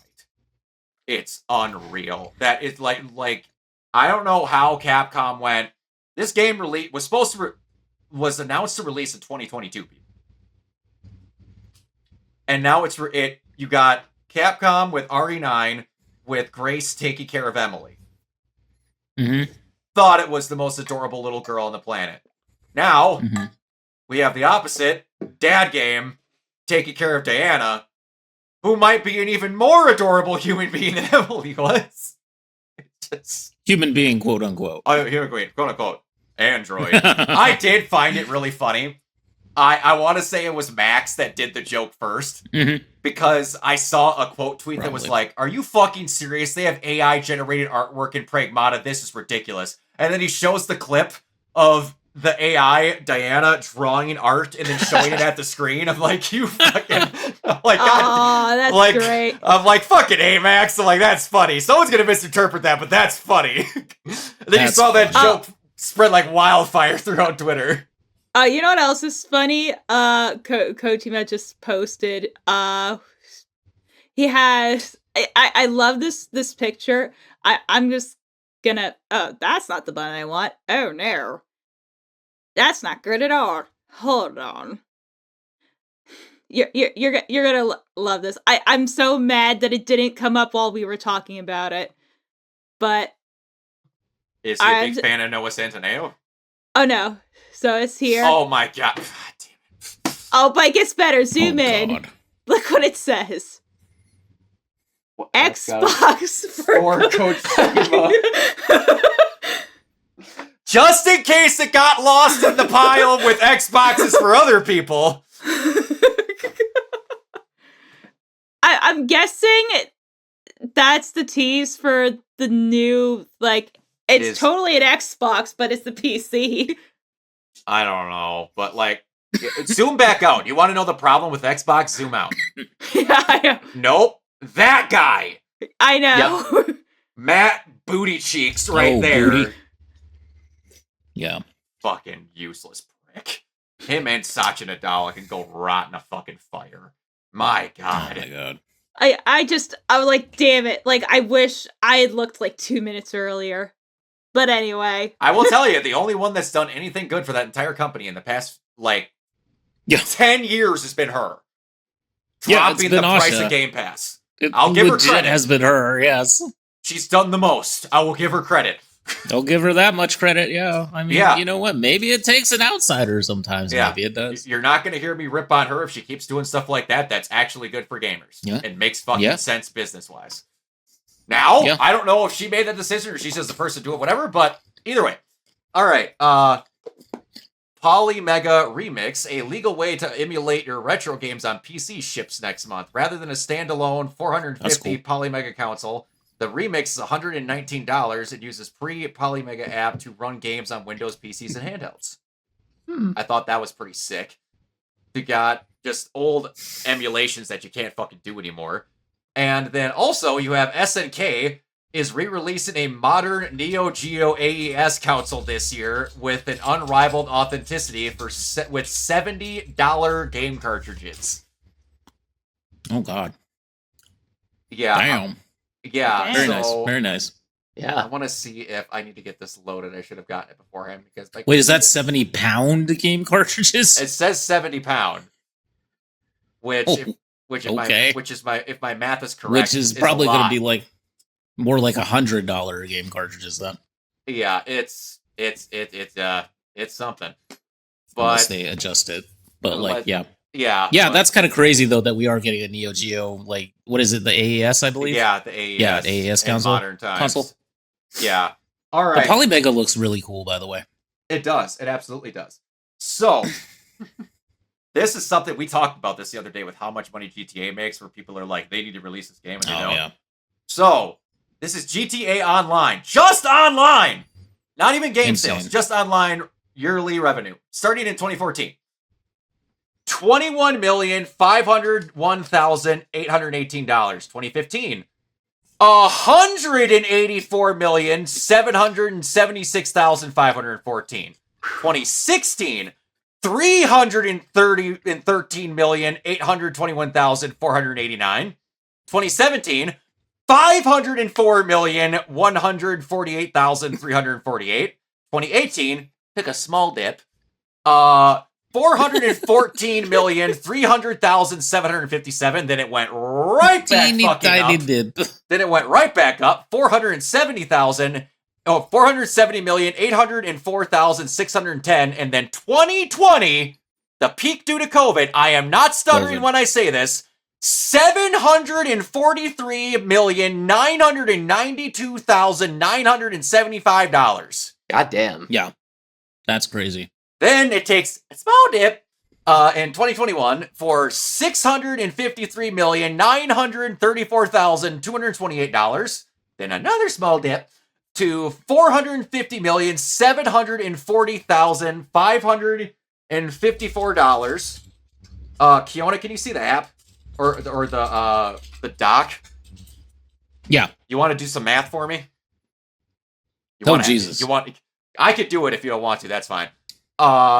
Sure. Hold on. All right. Do you want me to just add up everything? Add up all those so we can get an end total. Oh, never mind. It's down. Never mind. It's at the end. Oh, isn't it on there? It's on there. Never mind. All right. So then the next year, 411,052,946. Then goes down again. 2024, 403,978,895. Then 2025, 400,456,128, and 2006 at the present moment, 109,692,497.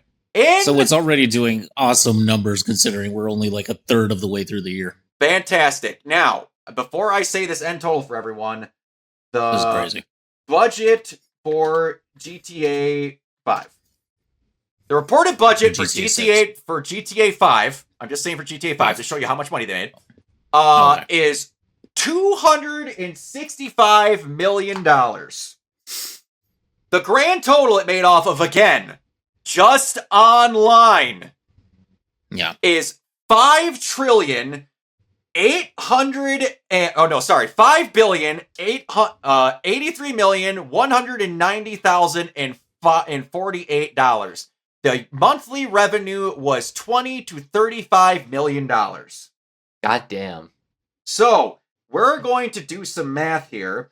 We're going to do 191 and then 048 divided by 265,000,000. Just in online, it made just over 19 times the budget of the game. Wow. I feel like we're doing that Shit. bit that Colbert does where he pulls out the calculator and like Yeah. just starts like tapping shit on it. And then it's I'm picturing myself printing as out. Jim Carrey in the part in the casino in the mask where he's got the fucking mission, stocks and bonds. Mhm. Fucking something shit's spilling out. God, it's fucking. Don't pay me on deductible. God. It's just fucking unreal. And they're like, why is GTA 6 taking forever? And why might it cost $5 billion? Because they made that in just online. They're like, it might cost $2 billion. Yeah, only half of what the revenue of online was. Fucking ridiculous. Alright, so, now going down to movie news. David Zaslav. Mike, I'm assuming that one's yours. Yeah. Go So ahead. this is an article from Variety. David Zaslav is apparently leaving Warner Brothers after 4 years with $500 million.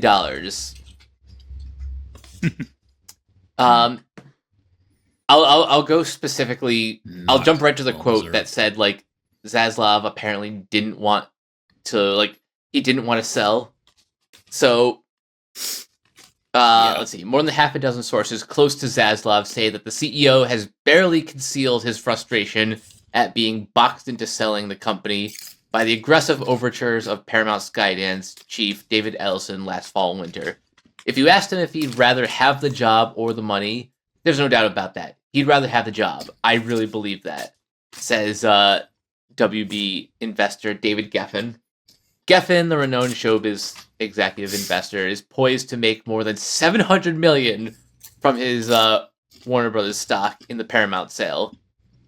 Back in 2022, he believed in Zaslav's ability to turn around what was a money-losing Warner Brothers and HBO when Zaslav took over the company from AT&T. At that time, Geffen bought 30 million shares at an average price of $7.40. By year's end, though, if all goes as planned, the Paramount transaction will pay Warner Brothers shareholders $31 per share in cash. All right, that's actually pretty impressive.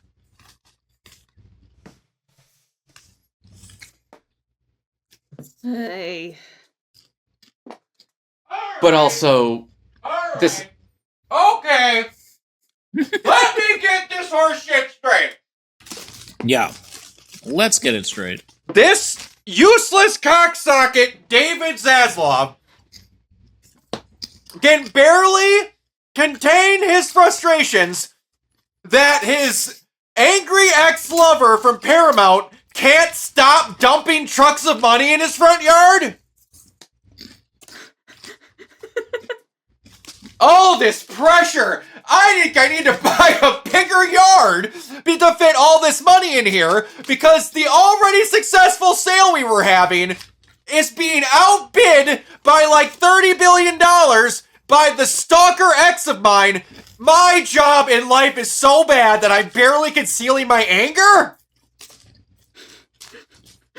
I'd rather have the job than get a $500 million gold parachute? I know. It seems logical. It seems logical to me. Like, morals or not, if someone offered me $500 million, I would fucking run. I'd be bye, y'all. I would have two middle fingers in the air and a cloud of dust as I fucking Roadrunner hold through the window. We'd be out of here, Dunsky. Sorry, any of you that didn't like the company afterwards, I'd be like, here's a crisp $500,000. Sorry they sucked. Like, what are... Go on. Oh my god, I wanted to puke in my kitchen while I was hearing that. And also in this article, just the glazing of Zaslav is frustrating to say the least. At the end of this report, does it say, I swear to God, my name's not David Zaslav? You know, I would not be shocked because of like all the bad press between like the actor letters and like now the government's like getting involved. Like, I wouldn't be shocked if he told his assistant or whatever to like throw out this. Hold on, it gets better. Here's another Zaslav. Here's another paragraph. From the day Warner Brothers Discovery was launched in 2022, Zaslav knew it would inevitably be sold in the not-so-distant future, but he hoped to engineer it differently by splitting up Warner Brothers Discovery in his own way. His plans were derailed, even in the face of a firm offer from Netflix, by Ellison's determination to buy the company, and by the rules that govern the sale of publicly traded companies like Warner Bros. Discovery. We said no to them every way possible we could, a source close to Zaslav says of overtures from both Ellison and his tech mogul father, Larry Ellison, in late 2025 and early 2026. Zaslav and the WBD board had sketched out a vision for operating the company as a standalone entity. Warner Bros. Discovery had set in motion a plan to split off its linear cable channel division, home to CNN, TNT, TBS, Discovery Channel, HGTV, Food Network, and Investigation Discovery, from the Warner Bros. Studio, HBO, and the HBO Max streaming platform. Warner Bros. Was following the lead of NBC Universal in setting up a spin-off to separate studio and streaming assets from their linear cable assets that have become an albatross for the company in a future defined by streaming. Blah, blah, blah, blah. This whole saga with Warner Brothers and Paramount has just become a disaster. Yep. You know how much I care. It really has. You know how much I care about David Zaslav's bad day about his rich ex-girlfriend that wants to give him money. Mm.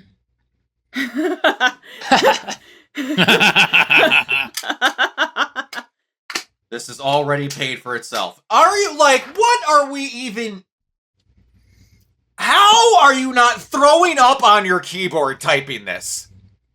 They don't live in any form of reality. Certainly not the reality that we live in. Barely of course conceal his frustration at not being able to work at the company anymore. Motherfucker, you had to sign the deal! I don't believe it for Well, I mean, it's not on the board, but still, and it's also like, David, you're pushing 70. You're retiring any, bro. Like, what the fuck are you talking about? You know, anytime somebody says you're pushing 60 or 70 or whatever, I always think of Sin City. You're pushing 60 and you got a bum ticker. Oh, that's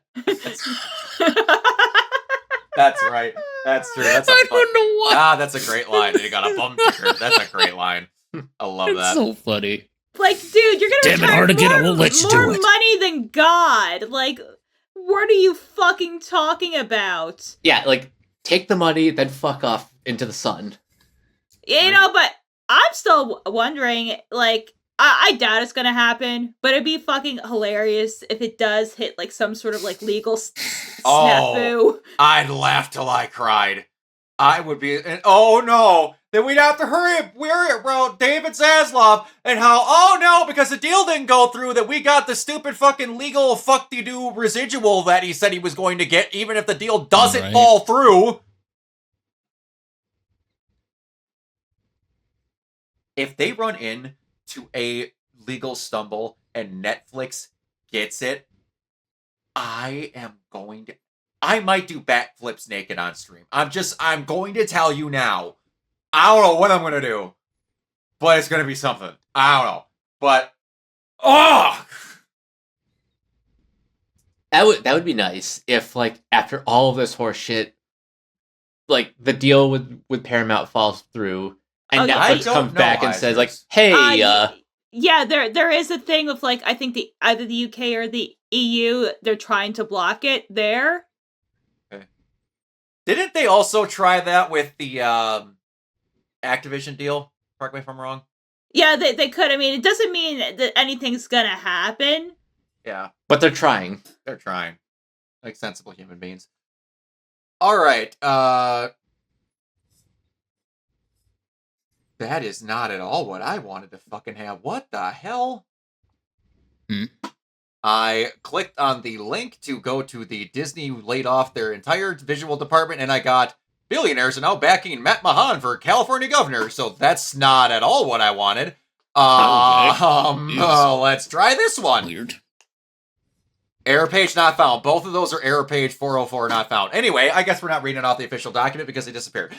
Disney has laid off nearly their entire visual development team at Marvel Studios. Only the skeleton crew remains in place to coordinate hiring on a per project basis. So they no longer have an in-house visual departments team, which makes no fucking sense.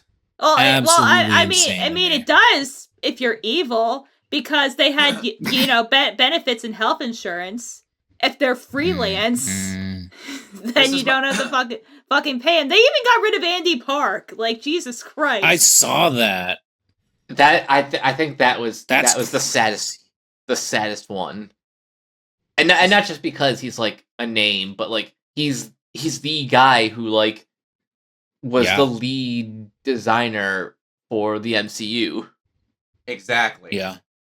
Now, we're going to do one of my favorite things that I do, and Mike knows this because I do it all the time whenever we do a Marvel show. We're going to do Brock shows how much money Disney Plus makes on a regular month.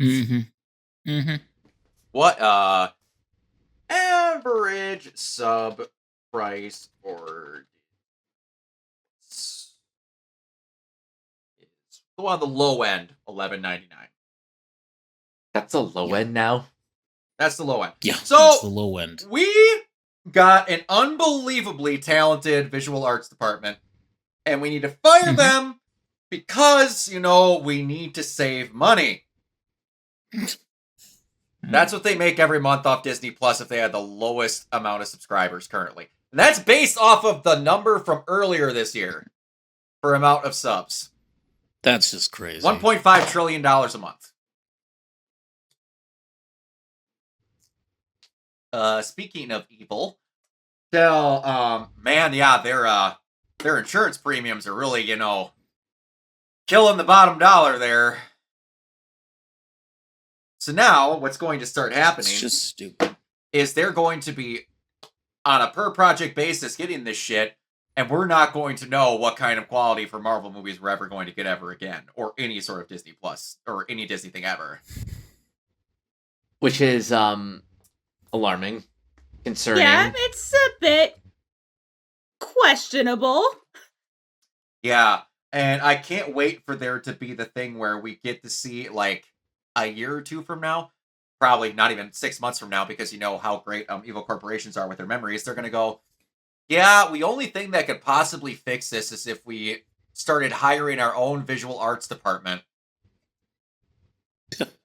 You mean like the one that you just fired? let go of? No, that never happened. We're going to start this now. I can't wait for that article It's to a come brand out. new initiative. It's a brand new initiative. They're called the We Fucked Up Initiative. You know what's even crazier is, they did something cool that obviously was in development for a while. They reanimated some of their, animated movies to have, it to be ASL. Yeah. But obviously they released it now because this is, a really bad fucking look. Don't say! This is, like, Disney's MO. Like, the trades and other publications, like, pretty much expose the evil corporate things they do. And then, like, a day or two later, this is like, hey, we did this thing. Please love us again. The funniest thing is, and It's part of their damage control, really. Yep. I'm not surprised that Diamaro does it, because if you guys have ever seen his video where he's at D23 fucking around with the real lightsaber, it is a treat. Oh, God. Yeah. Anyway, this is so fucking stupid, but alright, so. Didn't they also make that announcement, right in the middle of CinemaCon? Yeah, Yes, they did. As we were getting the CinemaCon news and stuff, and then Why, all yes, of a sudden Kiona, that happened. They did do that. come watch our So movies smart. made by the employees we just fired. Oh, it's even So worse is smart. apparently some of their PR team, the Devil's Wears Prada 2 premiere was in, New York City, last night. That entire team that set up their premiere, they fired. Wow. Wow. Great job. Fucking hell. Yeah, and they didn't just fire like the the visual design team. They also axed their home media department. Mm-hmm. So like, Which is just another knife in the gut of physical media. Yep. The physical media they barely put out in the first place, so it wasn't really doing any harm. But that's, to me, is like crazy considering like how much of modern Disney was built off of like home video sales. To me, that's nuts. yeah, like Yep. I talk about like my personal nostalgia for Disney. That probably wouldn't exist without the VHS empire they had in the 90s. No, That's those right. giant white cases Mm-hmm. for Oh, yeah. everything that they made a big deal Clamshells. about bringing out of the vault every now and then to fucking re-release. Yeah, the Disney they Vault. Yeah, knew they created an artificial bullshit. scarcity for them. All right, it's so fucking stupid. And they're gonna continue making these dumb decisions just so later on down the road. Disney is evil. You don't say. And you know what the thing is like with like going back to like Hex and like visually and like I like don't hate on the people, but these designs are like obviously the versions that they had to like compromise because Disney refuses to update like its engine and tech, and it still has like the same art style that they've been using since like Tangled and Frozen. Like the designs are just kind of like the main character who's voiced by Haley Steinfeld literally just looks like Temu Elsa with like black hair. You know, it's like if Elsa and Amy Lee had a baby, like that's literally what this character design looks like. You're not wrong. Yeah. But like when they have more movies that bomb and like, you know, other studios get ahead of them, they're not going to learn a lesson like, oh, we should invest more in like our animation department and make some innovations. They're like, no, we'll just, you know, fucking close California and we'll just shove it off to Vancouver and shit and we don't have to pay the unions. Because I'm telling you, that's going to fucking come. Yeah, Disney has never had a good relationship with the unions, and this goes back to like the 1940s.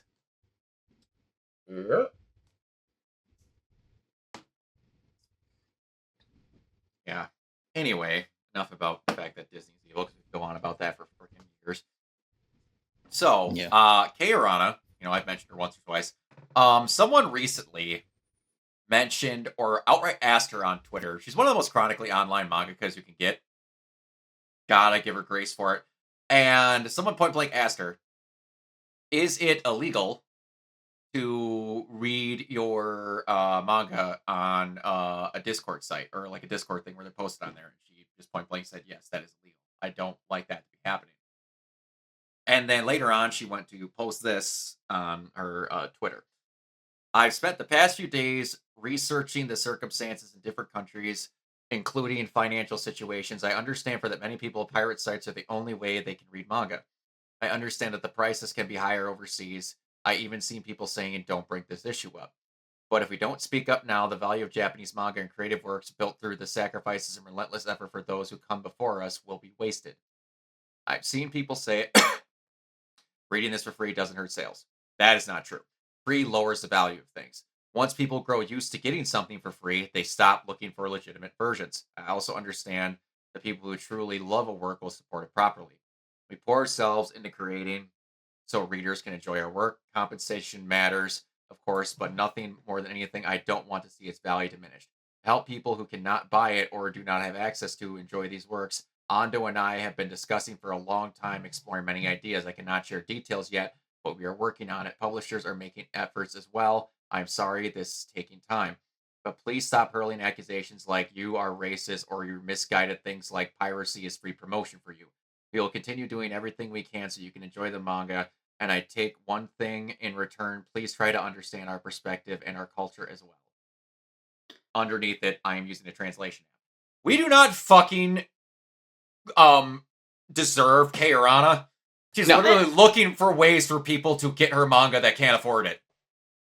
Yeah, I mean, Viz for like years for like new like Shonen Jump chapters, like the week they come out, like they don't get paywalled until like a month after they're out. Yeah. And also and Jump is stupid cheap, but also it's like, really, we're talking about like scanlations in 2026. Yeah. Yeah. It's like, unreal. unless you're into Doshinji, like, get the fuck out of here. Yeah, it's like the fact that she's even just not going, no, fuck you, buy it. Like, she's actively working with her partner, and her partner's also going, yeah, let's get our work that we love so much out to people. Maybe there's better, cheaper ways we could get it out. That's how you can tell a person's doing this, because they genuinely love doing it. They want people to fucking read it. Mm-hmm. And, like, remember the thing we had a while ago where it was, she doesn't want you making fan art and then using, like, all of her mangas have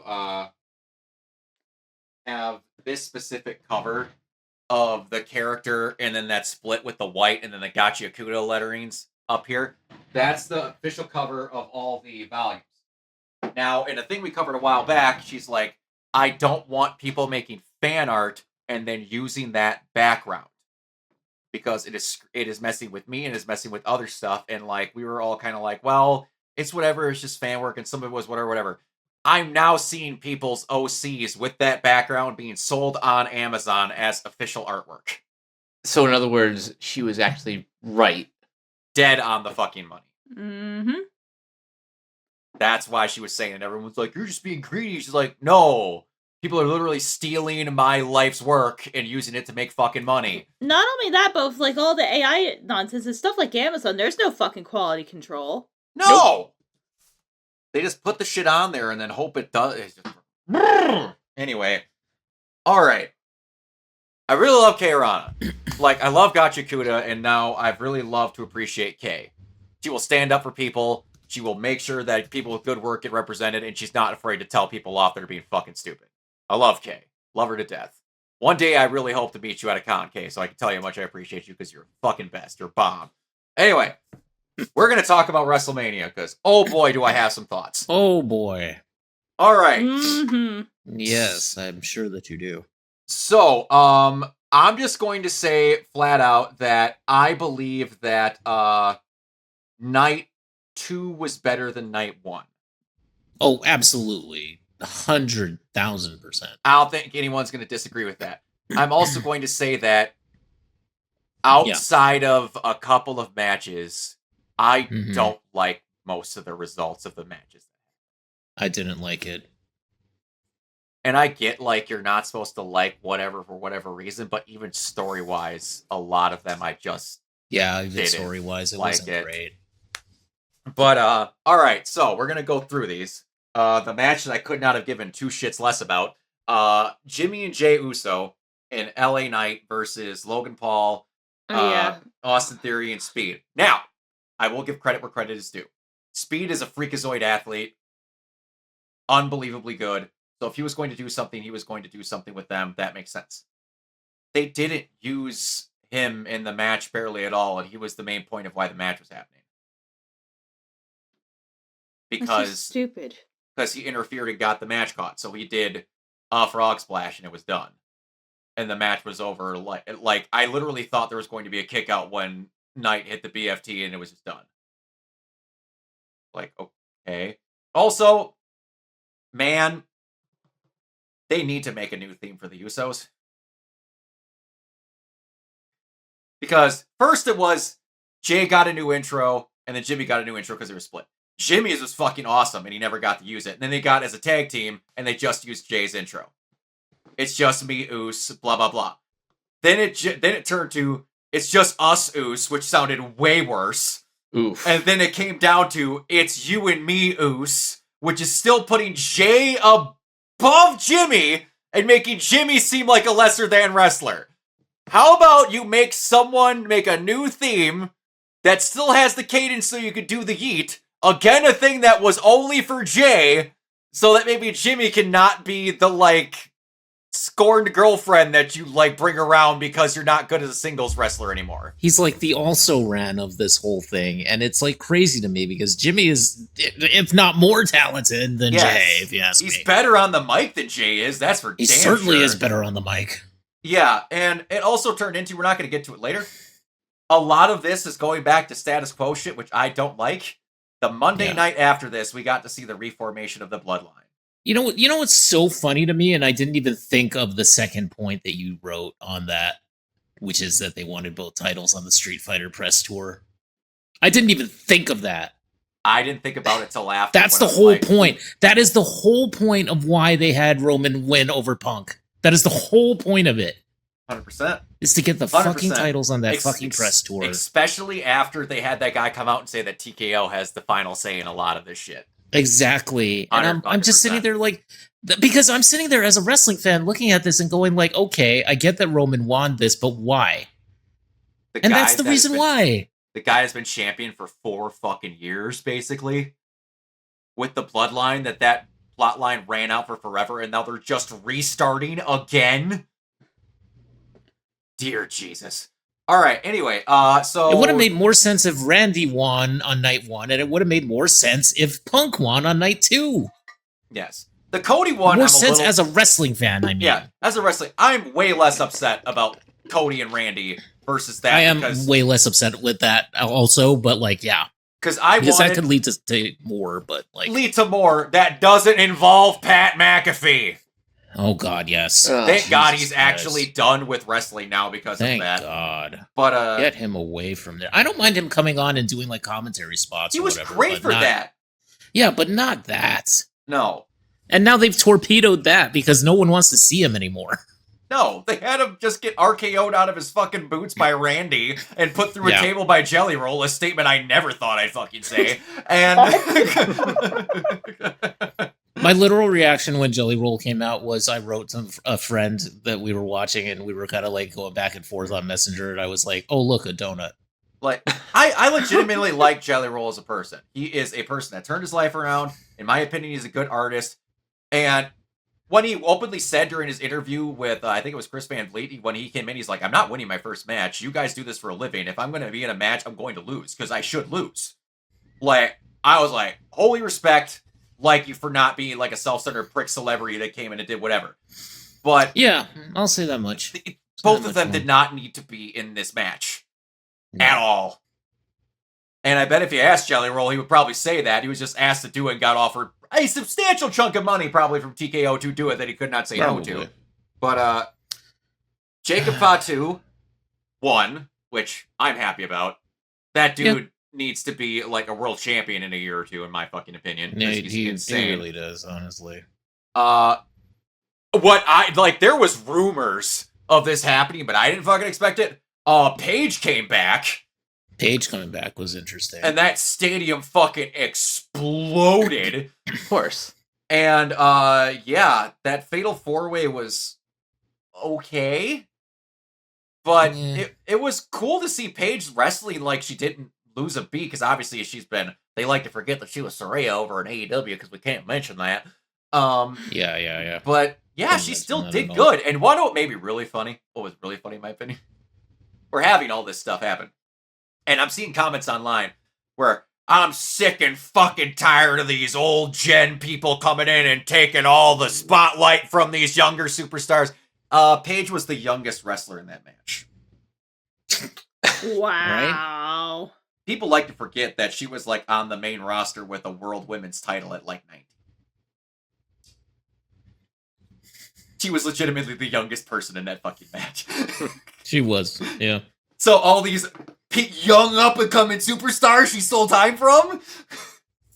She's younger than them. And she hasn't been, like, outside of... This was her first appearance in WWE, I think, in, like, 6 or 8 years. So, let's let her wrestle and, like, have her career.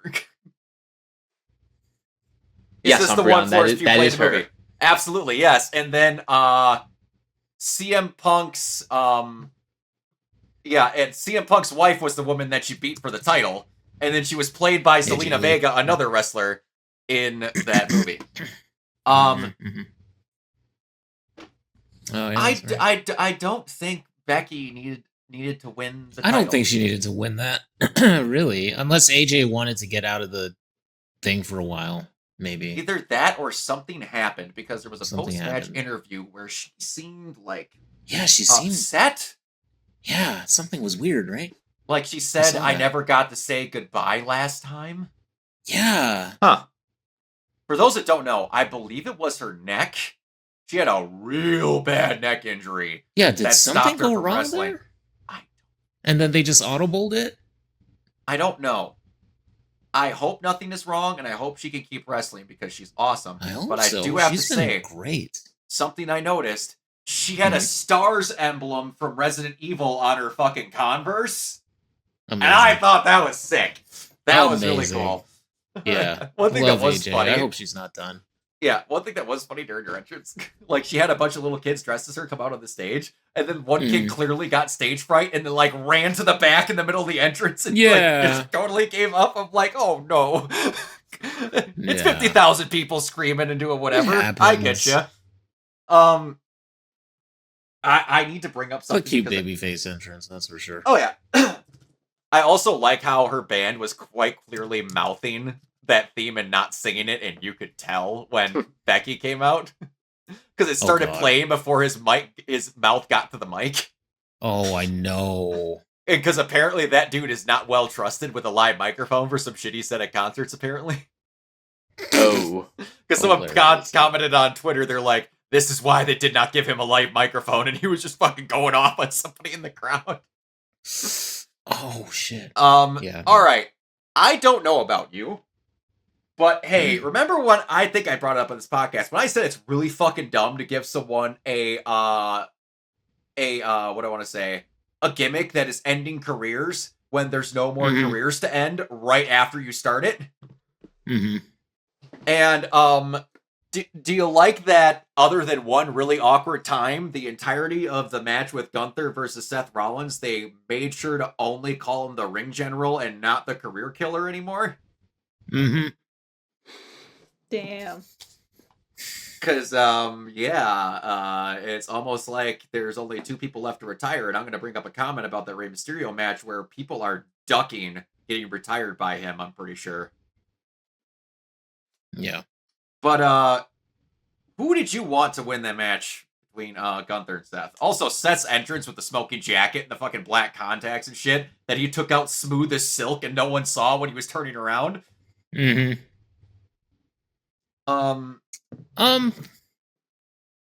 don't know. I still like Gunther, so I probably would say for in-ring, I would say Gunther. But, yeah. I really didn't have a preference, to tell you the truth. As long as they gave a good match, which... Among these matches, I guess you could say that this one was, like, one of the better ones. Question. Among this group of, among this booking. Do you think they messed that spear up, or do you believe that that Braun partially sidestepped because he would have actually killed Seth if he connected with it? Yeah, he probably would have killed him. Yeah. Because he was hauling ass when he was coming down that fucking ramp. For those that don't know, he can run 23 miles an hour. Yeah, it's like that's insane. Like when he runs for that for that spear, he actually he moves the ring. Yeah. When he hits I've the ropes, literally seen him move the ring just from hitting the ropes, yeah. Yeah. That dude's a freak. Because his initial best way possible. His initial first spear when he hits Seth on the way around, he nails him. He does that fucking total catapult spear that he does that I love so much, where he leaves the ground completely and doesn't care for his well-being when he goes off. Oh, it was so good. Braun is back also, so everybody who is injured is basically coming back and ready for this because that's all banged out. Yeah, that's happening. You obviously wanted Randy to win. I wouldn't have been totally upset if Randy won. I really like Cody, so I was okay that Cody won. I'm just getting a little tired of Cody. Overall, I'm getting a little bit tired of him. I'm tired of what they're giving Cody to do. Yeah, that's what I mean. That's what I mean. Not tired of him personally, but just tired of his story. The kind of thing that they're doing with him. Yeah. They need to let him be a for wait real. 20 years like they did with John. I don't think that he wants to be a heel, maybe, is the thing. He said Does he want to? he said he would not be against finally getting to be a heel in there. Okay. So, Okay. and I've gotten to see heel Cody on the Independents. Mm-hmm. Oh yeah, heel Cody I think would be amazing. Just because, like, yeah. I mean, I feel like that's it's a good thing to use for like character evolution or like yeah. just to do something, just some kind of development. His entrance, something interesting. His entrance was sick as fuck. It was good. I Very will good. give it that. Randy's was Randy's because Randy isn't exactly Randy's was guy. Randy's, yeah. The actual like the punts. Oh my god. Yeah. Cody's eyes. His eye is just a black eye. And apparently that didn't come from the punt. Apparently that came from a bad punch early on in the match from Randy. So apparently Randy potatoed him good and hard earlier in the match. And like broke an orbital. Holy shit. So yeah, and now there was like some can't feel good. No, like some stuff went bad. Like there's one time where he goes to low blow him and the leg only gets as high as his thighs because Randy closed his legs too soon. I did get a kick out of when Cody thumbed him in the eye and they made it seem like he was blind, so he funny. RKO'd the ref on accident. Yes, I know. Oh my god, that was so weird but hilarious. That was and of so course we all funny. love it when he RKO'd Pat McAfee. I thought that was great. Absolutely. And like we need to get to the point of where Pat just had a referee shirt on so he was able to count. Yeah. Right? What? Because we're gonna go into some other things. Because that would have counted. Yeah, we're going to go into some other things because they also forgot the rules of how these things work in the other main event. Mm-hmm. But, all right. So, we're going to go into dodging retirements. We got Obafemi versus Brock Lesnar. The curse of Brock wrestlers versus Brock Lesnar has finally been broken, and Obafemi has honored and redeemed everybody else that lost before him. He borderline squashed Brock Lesnar. And from what say whatever you want with whatever going on with him, from what I have heard backstage, he point blank picked Obafemi for this and went out of his way to try and make Oba look good. And he did. Yeah. Oba hit one finisher and pinned him. Nice. Yeah. And now, apparently, he was not supposed to do the boots off retirement thing. Really? Yeah, because if you watch that match again and look at Paul, Paul is like freaking out on the outside, and then he gets his boots off and he's sitting there, and then Paul slowly crawls in and just waits at the turnbuckle. For those that watch wrestling that don't know, whenever a referee does this, that means they're not faking and something is off script. Paul didn't move. Yeah, he didn't move. He mouths something to Brock, and Brock nods at him and does this. And does he does the X. Saying he called an audible and he just retired on the spot. Oh. Yeah. Now. And that's why the announcers were like, we're going to wait for confirmation on this. Didn't say a word. They didn't say a word through the whole thing until the ending. What I'm saying with Dodge and stuff, the rumor that was going around by multiple very credible sources, SummerSlam is in Minneapolis. The rumor supposedly going around is that Brock pulled this audible because he was not going to be retired by Gunther getting choked out in a sleeper. Oh. And he chose to put Oba over and just call it. Yeah. Which, at this point, you have Brock Lesnar money and you're able to do it, I would rather go out putting Oba. Yeah. And that wouldn't have been a good way to really end his career, I don't think, to have Gunther just choke him out. I don't think that would work. That's something I don't like about this career killer gimmick. You're going to give the rub of every single retiring wrestler to one guy. A guy who, mind you, has the record for longest intercontinental title reign and is a 2-time world champion. He needs to retire 7 people to make him be legitimate? I don't even know. Ah! That shouldn't be like his whole character or his whole gimmick anyway. That's stupid. No, it's a very situational gimmick that doesn't make any sense. Yeah, it doesn't make any sense. Now, another one.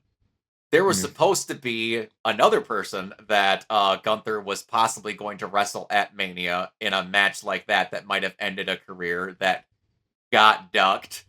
Hey, Kiona, I don't know how close you've been following it, but for a while now, Ray couldn't compete at WrestleMania because he had bad knees. And he wasn't going to be in a match. And then last week on Monday, he comes out and goes to Penta to be like, hey, yo, after this whole thing got settled with Seth, he's like, I think you need to have one more person in that ladder match, and I think it needs to be me, showing he's not injured. Those knees are fine. And you know what really shows those knees are fine? And I believe he did it just to rub it in the face of that he's retiring on his own terms. He brought back his old entrance where he shoots up out of the catapult thing into the air and lands directly on those supposedly bad knees. Like, I love how they showed these wrestlers retiring. This person. Then it shows a picture of Rey Mysterio, and he's being vaulted over the top rope into that senton through that ladder onto fucking, I think it was Rusev. He's still going Rusev. he's still going at like Dude, 55 or 56, that like nothing looked happens. nasty. Yeah. Holy shit. Or that bro cutter or whatever that Javon did to him off the ladder. Yeah. That did you watch Crazy. that? Did you watch that match live? I did not. No, I missed it. I think. So But, a lot I of saw people, like the highlight reel. what they were complaining about was the amount of commercials, which that's on ESPN's part. That's ESPN. Yeah. That is on ESPN. They didn't show Rusev, Dragon Lee's, and somebody else's entrances. Oh, really? Damn. And some of them spent some freaking money on their entrance stuff, which never got to be shown on TV. I'd be pretty pissed if I was Dragon Lee and that never got to be shown. Holy shit. Yeah, Nice. seriously. Yeah, never got shown on TV. I learned about that on Twitter. That's fucking stupid. They all got jobber entrances except for like one other person and Penta, who came out looking like fucking Shao Kahn. It was awesome. He literally looked like if Shao Kahn was a ninja. He had the whole helmet and everything. Yeah, he really did. Were you happy that Penta won?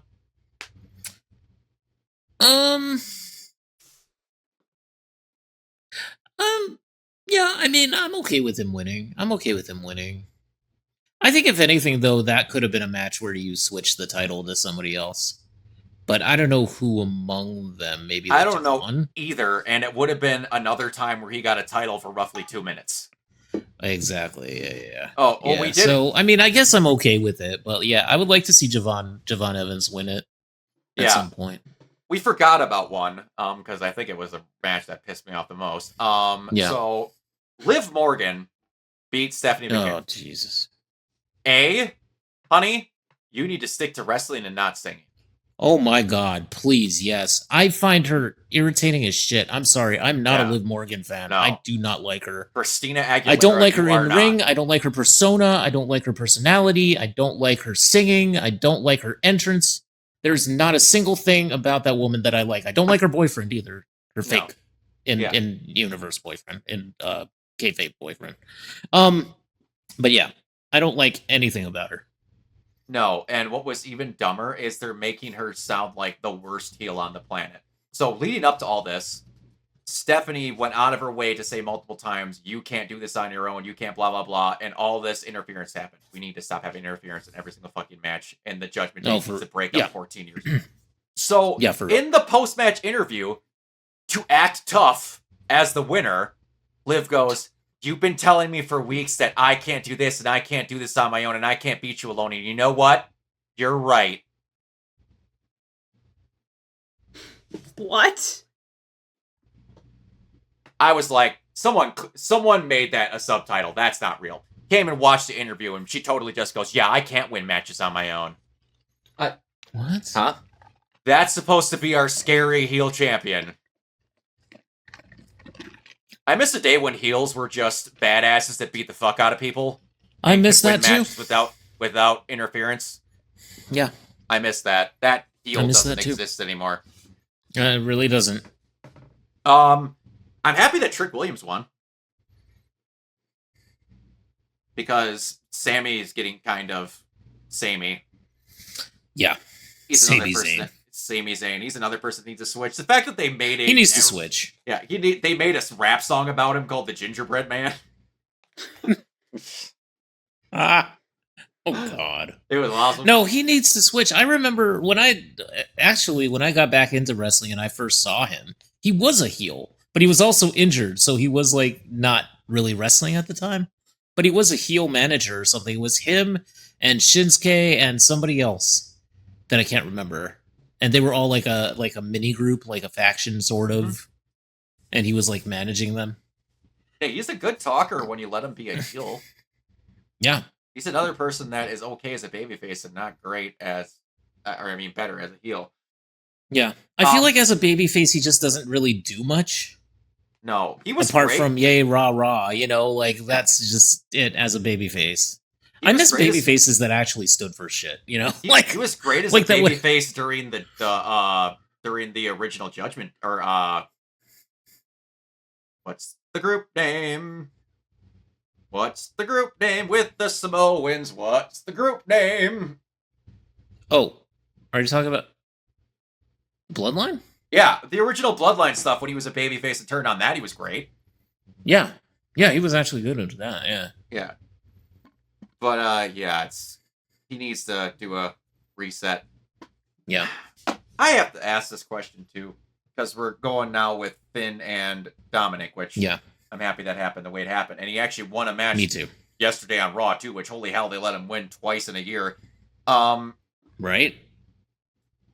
I don't think he should use the demon anymore. Yeah, I think it's good for maybe for big, events like this, but I don't think that he should be the demon every single week week in, week out kind of. That's not even it. To me, I wasn't watching the demon wrestle. I was watching Finn with some paint on. Oh, it was just Finn as the demon? Yeah. The demon, from what I understand and from when I watched the wrestle, was supposed to be this supernatural being that can take all the damage and do this, and you can't stop him, and you can't take him down, and blah, blah, blah. And he came out, did Finn's entrance. That's just been kind of a gimmick. Yeah. Kind of like a costume. Yeah. He did Finn's entrance, wrestled like Finn, took damage like Finn, he won the match like Finn, celebrated like Finn. But he was painted to look like Carnage. Yeah. I get what you're saying. like that's why Bray Wyatt should have never won a title, because he got to be the supernatural fucking boogeyman that did blah blah blah. But I don't. Yeah. But anyway, I'm glad that Dominic lost. He needs to give up that mega title. Dominic lost. He needs to give up that mega title to someone who's actually going to wrestle for real. Are you happy that Rhea won? I'm okay with it. Okay with it. I think that I love them both. I love both my muscle mommies. But I mean, Jade and Rhea. But come on. I don't know if Jade was quite ready for a long title reign yet. She also got booked like shit. Yeah, she did get booked. She never defended the title. I think she had one title defense before that. Yeah, fair enough. So, but I think that she should be champion eventually. And have a long reign and actually defend it. She could do it. She did it as TBS champion. But I mean, in terms of Rhea winning, I think I'm for it. Yeah. Yeah. Absolutely. I don't mind it. And as much as I love them both, I thought they were good. Yeah. As much as I will say the match is good, I don't need to see Roman as a world champion. Yeah. How many times has he been a champion? That either. Well, he's main evented 11 WrestleManias. Mm-hmm. He's been the most, apparently. That's the most. He has 3 more than Hulk Hogan. Yeah. Wow. Which is crazy when you think about it. Titles won by Roman. Go ahead and talk. I'm just looking up. Roman's I just think that it would have made more sense for Punk to continue on as champion. But I think it makes I think now I see the angle, because of what you said, because of what you wrote in the doc. 100%. That's exactly why they did it. Which is exactly why they did it. And I don't know. I think that's stupid. I think that's putting like other concerns above the business, above what's good for the business, the wrestling business. So and I don't think that's a good thing. Roman's been WWE Universal Champion 2 times, and one of them was a 1,316-day reign. He's been WWE Champion 4 times, Intercontinental Champion 1 time, United States Champion 1 time, WWE Tag Team Champion 1 time, and he's the winner of a Royal Rumble as well. We don't need any more. Yeah, I don't think we need any more of that. We need to get to a point of where we actually start making other stars. Yeah. And that's the thing that they're not doing. No. They don't even want to try. I like both of them, and I think that they had the best match by far of the entire event. Oh, yeah. The entire show. By far. But, like... And also, it was a match, like you said, with no interference, no outside interference. It was actually just a really good match. Yeah. To your point, which you're going to bring up about the stairs, using the steps. I don't know. Lost the match. And Cole goes, well, you got to have some leeway with something. No, you don't. Those are the rules. Not with that. No. He's using a weapon to slam him in the face in front of the referee, and the referee goes, no, you can't Straight do up that. in front of the referee. And they had to have thought out that spot beforehand, and I'm just like wondering, like, what in the world? Like, I don't know. Stupid. It was very, very weird. It was so fucking stupid. That was the one bad bit in that match that I felt like for the most part was pretty good, except for like maybe the ending part. I thought that Punk throwing the tape at him was funny though. That was hilarious. So, Mike, you're not allowed to low blow people, which means hit them in the balls. So, like, they're getting to a point of where they're both faking like they're really, really tired, and then Punk takes his tape off. And he's mad and he just throws it at Roman's feet. And for some dumb reason, the referee now cares about litter, but the referee picks up the tape and goes to throw it out, and while the referee turns around, Punk just whams him in the fucking ball. It was awesome. It was so good. It was actually really funny. And that was like, Punk is technically the face in this match, and I'm like, yeah kick him in the balls, I don't care.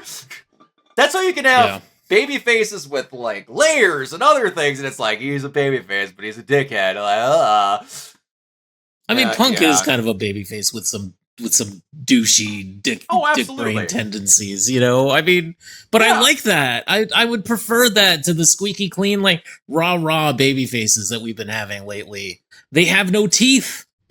They have no guts. Yeah, they just sit there and go like, I love you here in Philadelphia or wherever. And it's like, okay, we get that you love us, but I mean, insert city here, you know, I can't anymore. That's when the show is make them be the spokesman. It's so milquetoast. Now, also, I appreciate this comment, you know, I feel like you put that in specifically for me. Oh, no, trust me. I was going to read this out. So, I never miss a chance to make fun of this sports team. All right. Brock Lesnar graduated high school, won an NCAA wrestling championship, joined the WWE, signed with the Vikings, joined the UFC, won the UFC heavyweight title, returned to the WWE, ended the Undertaker streak, and wrestled another 12 years and retired. All before the Cowboys made it back to an NFC championship game. It keeps getting funnier. I saw someone post that on Twitter, and I fucking died.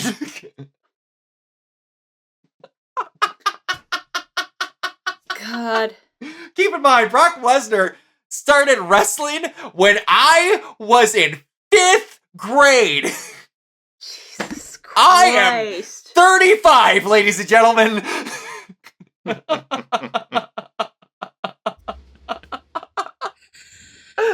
But we them boys, though. Them boys, it's America's team. Oh, yeah. You know, never has America's team been more apt. Oh my gosh. But you know what? I remember that because I was little and I didn't understand the concept of war yet. But I remember watching like the Cowboys, like the last time they won the Super Bowl. I was like 5. That's a long time ago. I mean, It's a my long team time. hasn't won a Super Bowl since the 90s. So. Yeah. No, and Also I kind of remember same boat. I watched the game on, because I was in and out in the bedroom, because I didn't even know what it was on. It was just a thing on it. It was my grandmother's bedroom. And it was on like a 12-inch TV. Yeah. But it's like, Kiona, to your point, your team doesn't go out and brag about and be like, Oh, yeah. we're the best team in the country, y'all. We undefeated. We can't beat. Well, then fucking win something.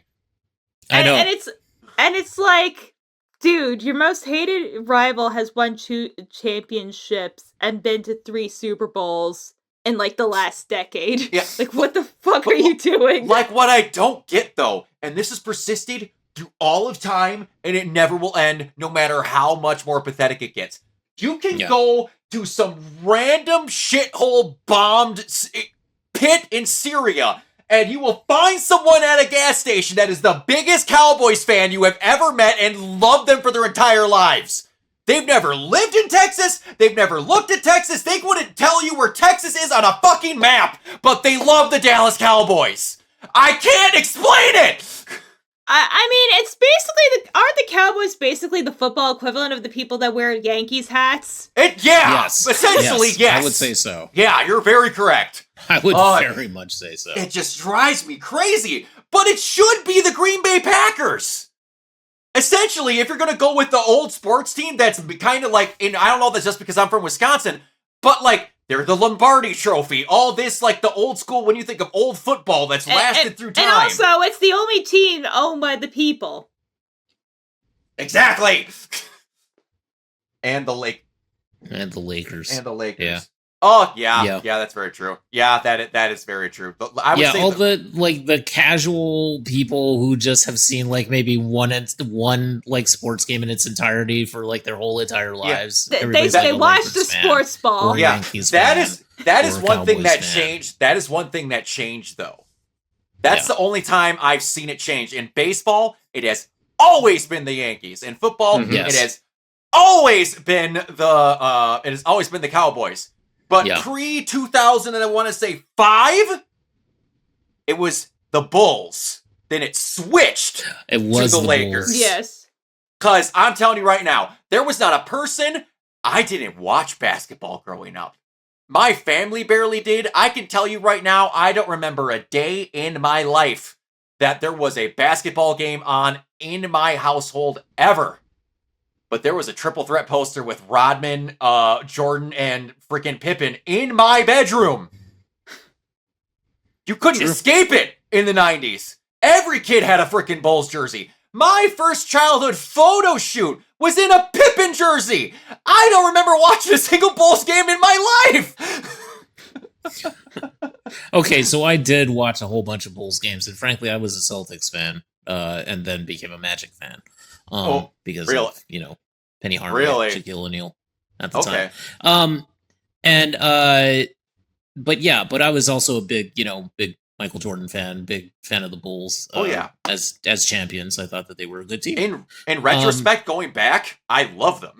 80s Lakers, 90s Bulls, O's back to Lakers. I agree, Colin. I kind of agree with you on that front. Yeah, you're not because wrong. in the 80s it was Lakers too. Yeah, you're not wrong. And also, Pringle, we're not knocking the Yankees at all. We're just saying that, like, there are people who have never watched a sports game in its entirety in their lives, and they were, like, wearing Yankees baseball caps and shit like that. So. No, that's not a rip on the Yankees whatsoever. That's not a rip on the Yankees themselves. They are just I bought baseball cap because I like sport ball. Didn't you pick the Yankees? No, trying to appear like you're a cool person. But here's the crazy thing, like, other than the fact that the Yankees as a team, like, they could get there, they can't finish it the last 2 decades. They're still, like, one of the most successful sports franchises of all time. It's not yeah, you're 100% right. And also, they've won a World Series this century. They have. The one comment before we get on to the very last thing, I do have to say, I can't remember the sportscaster, but I saw the clip because of my surrogate dad, Luke. It's his favorite clip in anything, and him and his brother quote it all the time. For yeah. those that don't know, that never watched basketball, Rodman was known for being the lankiest sumbitch on the planet and being one of the best rebounders to ever play the He was a Prince great game. rebounder. Yeah. Unbelievable. That was sole purpose was to get That was like his ball to- whole thing was Yeah. just to badger other teams and just to get rebounds. Yeah, Essentially. to get the ball to Pippen and Jordan. That was his entire job. Yeah. One of the best quotes ever is Rodman gets the ball, and instead of passing it, he just goes up for this monster three and misses by a mile. But when he shoots it, I don't remember what the commentator's name was, but he goes word for word, Rodman from three. Why? We'll never know. Was that Marv Albert? It might have been. I don't know. But it's so funny. Like on national television, you just cut his legs out right from underneath him. Be like, yeah, I know I'm the rebound guy, but I tried, okay? It's so funny. Yeah, maybe. Oh, well, he missed. I don't know. Was he open? Maybe that was like the only time he ever got to shoot a three open. He was very open. And but then, because nobody viewed him as a threat, so they just left him there. No. Oh, man, I tell you. But there was other things, too, where, I can't remember. There was multiple times where, like, if you watch what was that Bulls documentary?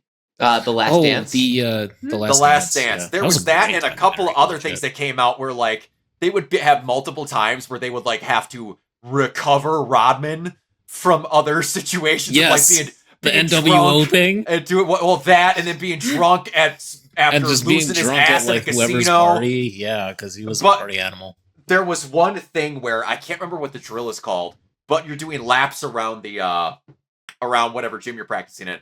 And then all of them were not great. And I guess Rodman was fucking bombed the night before. So they were all like, and everybody was tired because they all partied, and especially Rodman. And then Jordan point blank went, I'm setting the pace and we are walking this. But then out of nowhere, Rodman just starts freaking sprinting around the gym and just doing laps. And they had to follow his pace. So George just like, what the fuck are you doing?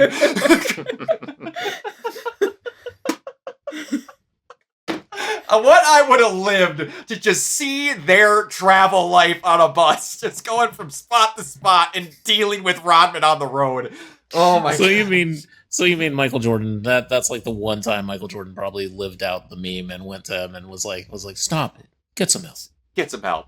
There also, for those that don't know, the source of his biggest meme, the "fuck them kids" meme. apparently, there was some kids that visited the set of Spaceballs and Space Jam. Space Jam. Space Jam. Sorry. Jordan would have been great in Spaceballs. God. But they came to visit the set, and those that don't know, they had to give Jordan his own basketball court to practice on off shooting. That was part of like his movie deal. And apparently they brought in this crew of kids to like watch him shoot or whatever. And then they like had this competition where like he had to shoot a certain amount of free throws, and if he missed one, the kids got like free Jordans. He went out of his way and never missed a single fucking one and just walked off the court. So that apparently is the like birthplace of the "fuck them kids" Fuck meme. them kids. Oh, that's great. Damn it. Just sank them nonstop as the kids probably were like, and the parents probably got told, oh, he'll just miss one, the kids will get the shoes. And just never. He was a dictator on the, like, people were like, we don't mess with Jordan. Jordan was something else. Much. Oh yeah, he was like, this complete, like, I mean, though, to compete at that level, I feel like that's kind of a thing. That was something they don't talk about. And that's the reason why I will never be a champion. But anyway. Oof. But, all right, so, favorite cat. Also, if you ever play the Charles Barkley Shut Up and Jam Gaiden, he is like it's a turn-based strategy game that he is like the end boss of. Nice. It's awesome. Crazy. But all right, so we have a final topic that I'm going to assume Mike put in here. That in honor of the upcoming biopic, what is everybody's favorite Michael Jackson song? You don't If have to have limit one. to just Yeah. one, unless it is the one that you listen to the most. I guess for me, probably Dirty Diana. Dirty Diana's Ooh, up good there. Good one. choice. For me, a lot of it has to do with memories because I will catch myself singing it and dancing in the stupid way that Chris Tucker did. Don't Stop Till You Get Enough gets stuck in my fucking head, and I just picture that scene of him karaoke singing it at that bar in the beginning of Rush Hour 2. Yes, Rush Hour 2. I know, same. But, oh man, man, you can't go wrong with Beat It. Beat It. Man in the Mirror is really up there for me. One that I've been getting into a lot more recently, because one of the radio stations at my job plays like a lot of 80s and 90s songs. I hear Nice. stuff like The Way You Make Me Feel Yeah, and You Want to Be Starting Something. yeah. Oh, that's a good one. They don't really. That's a good- Is it called They Don't Really Care About Us? Is that what it is? That's a good one. That I think one's so. good. For those of you that never saw, there was already a biopic about like the very last tour he was going to do, or like a documentary about it. Go watch it. It's Oh. really good. This is it. Yep. Yes, this is it. It's really good. I saw that. In Yeah, theaters. that's It was really awesome. good, dude. Yeah. That's a really good video. and like obviously Thriller, but yeah, man. Probably Don't Stop Till You Beat Get It Enough, and Bad for me. Oh yeah, Bad is is really good. so underrated. It's so good. Smooth Criminal, What? like you mentioned. What Louis was G. What was the song he did for Free Willy? Oh, Give me a second. I'll find it. I remember it being very good, but I can't think of what it's called.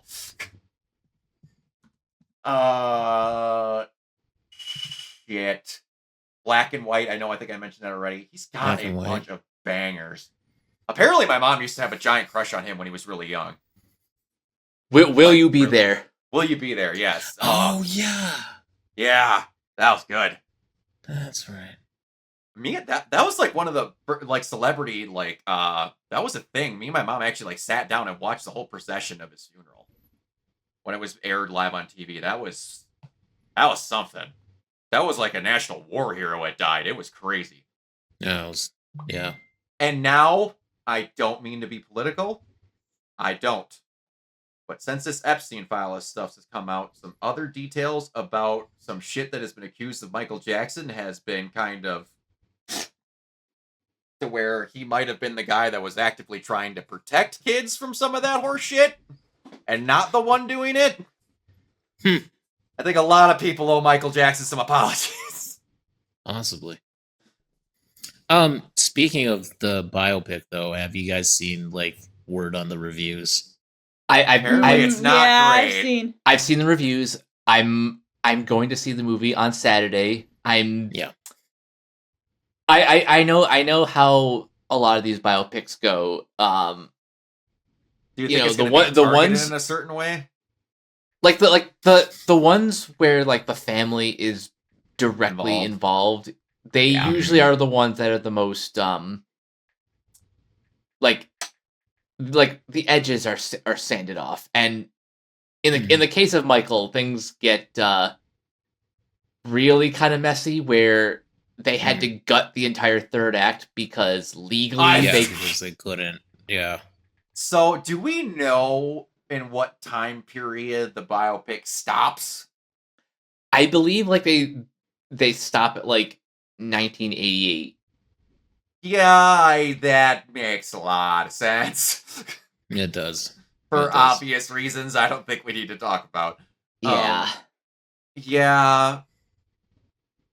Which sucks because the guy playing him looks This like is- he does a phenomenal job. Oh yeah. Yeah, The that's casting his is great. that's his nephew. That's his nephew. That's his yeah. nephew.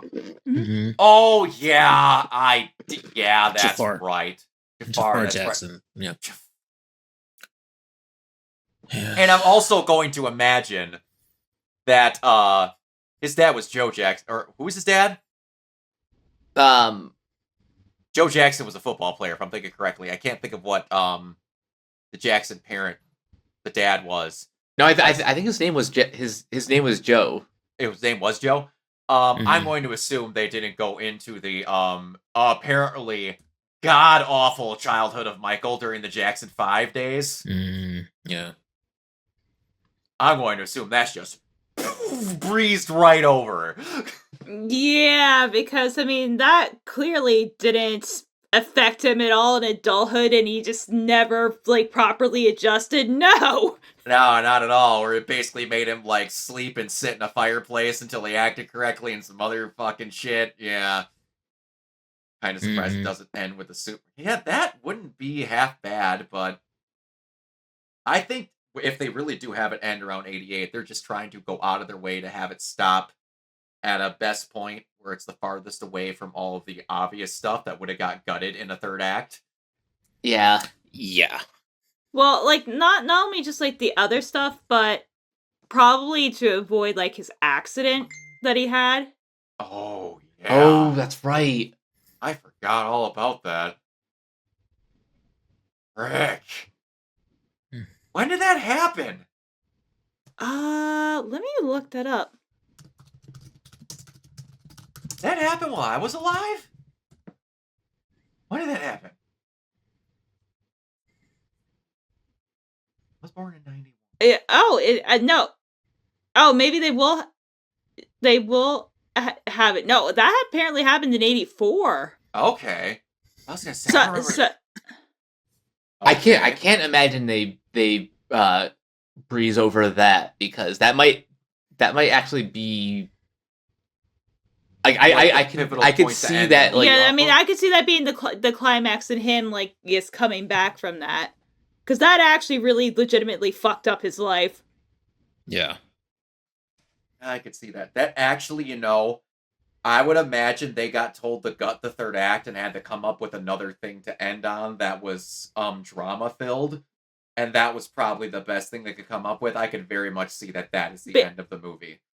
Yeah, because I mean, if you think about it, like that's his peak, because this is like a few years after like Thriller, and then it's like on top, and then fuck. I could see that. That makes it a ton of sense. Okay, to bring it back to favorite songs of his, though. Yeah. Which is, it's not actually his song, but I will say I always enjoyed "Scream," the duet with Janet. Oh yeah. Oh, I always did enjoy that song. That was good, and I'm gonna be the guy that brings it up because of the time frame of when I was born. I heard "Smooth Criminal" first from Alien Ant Farm. yeah. I did too. Same.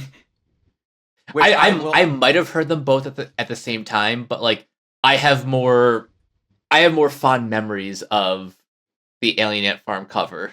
And in my opinion, this may just be me, that cover is fucking amazing in my opinion, and gets shit on purely because it is a cover of a Michael Jackson song. It's actually a really good cover. It's fantastic. But that guitar solo at the end where they're doing the Michael Jackson sounds where it fucking just goes super heavy at the end. Mm-hmm. Oh. But I did hear the Michael version first. Okay. Because I'm old. Like everybody else, tell me now, another Alien Ant Farm song. Wait. There's one other big one. I know of one, but I don't remember what it. Oh, no. I think it's called. Never mind. I think it's called like the movies. The movies. You are correct. That is the other big one. That's right. That's right. It is the movies. You are correct. Hell. I was thinking of the other thing. I was thinking of like a Jimmy Eat World song title for some reason. In the middle. Yeah. But yeah. Yeah, it's something. Because it was M. It was the and started with an M. That's why I was thinking of that. That's why everyone was like, "Oh, have you heard?" Then I heard Michael Jackson beat it. Like in my brain as a kid, I was like, "Did Michael Jackson cover Alien Ant Farm?" And then my mother was like, "No, this is the original." They did a cover of Cars. Really? Oh wow! Like Fast Car? Wow. Okay. Jeez. Interesting. Speaking of other things, I'll say another cover that I'm probably gonna get like blasted to shit for really liking. Nickelback's cover of "The Devil Went Down to Georgia" is actually fucking phenomenal. You know what? I actually do kind of like that, and it's like really good. I don't know that I've ever heard it. It's good. It takes a very different tone. Like there's obviously no fiddle. It's more hardcore rock. Because when you think of me, you think big Nickelback fan. Oh, absolutely. Obviously. you're singing Rockstar every day. But oh, absolutely, because I want to be one, just like Yeah. they did, just like Chad Kroger did. That's Yes, exact. Chad Kroger is my idol. But yeah, his tone for So how he don't puts ever take that out of context. Jesus Christ. his tone for how he sings in it and how he puts it together is fucking. And also Marilyn Manson's cover of This Is Halloween is one of my favorite covers of all. Yeah, fair. And then obviously Hurt by Johnny Cash, because that's just his song now. To the point where Nine Inch Nails doesn't perform it anymore. But they've literally said they can't perform it live because it'll just look like a cheap knockoff. If we don't have anything else, I think we can get on out of here. Thanks, Umbrion. Thank you. I appreciate you. Yeah. Mike, where can everybody find you? You guys can find me on various social media sites at Captain K42. You can check out my quick thoughts on letterboxd.com/CoachK42. And you can follow Renegade Pop Culture on Facebook and Blue Sky at Renegade Pop Culture. You can also find us on Twitch at twitch.tv/Renegade Pop Culture. You can find us on YouTube at Renegade Pop Culture or Organized Zero.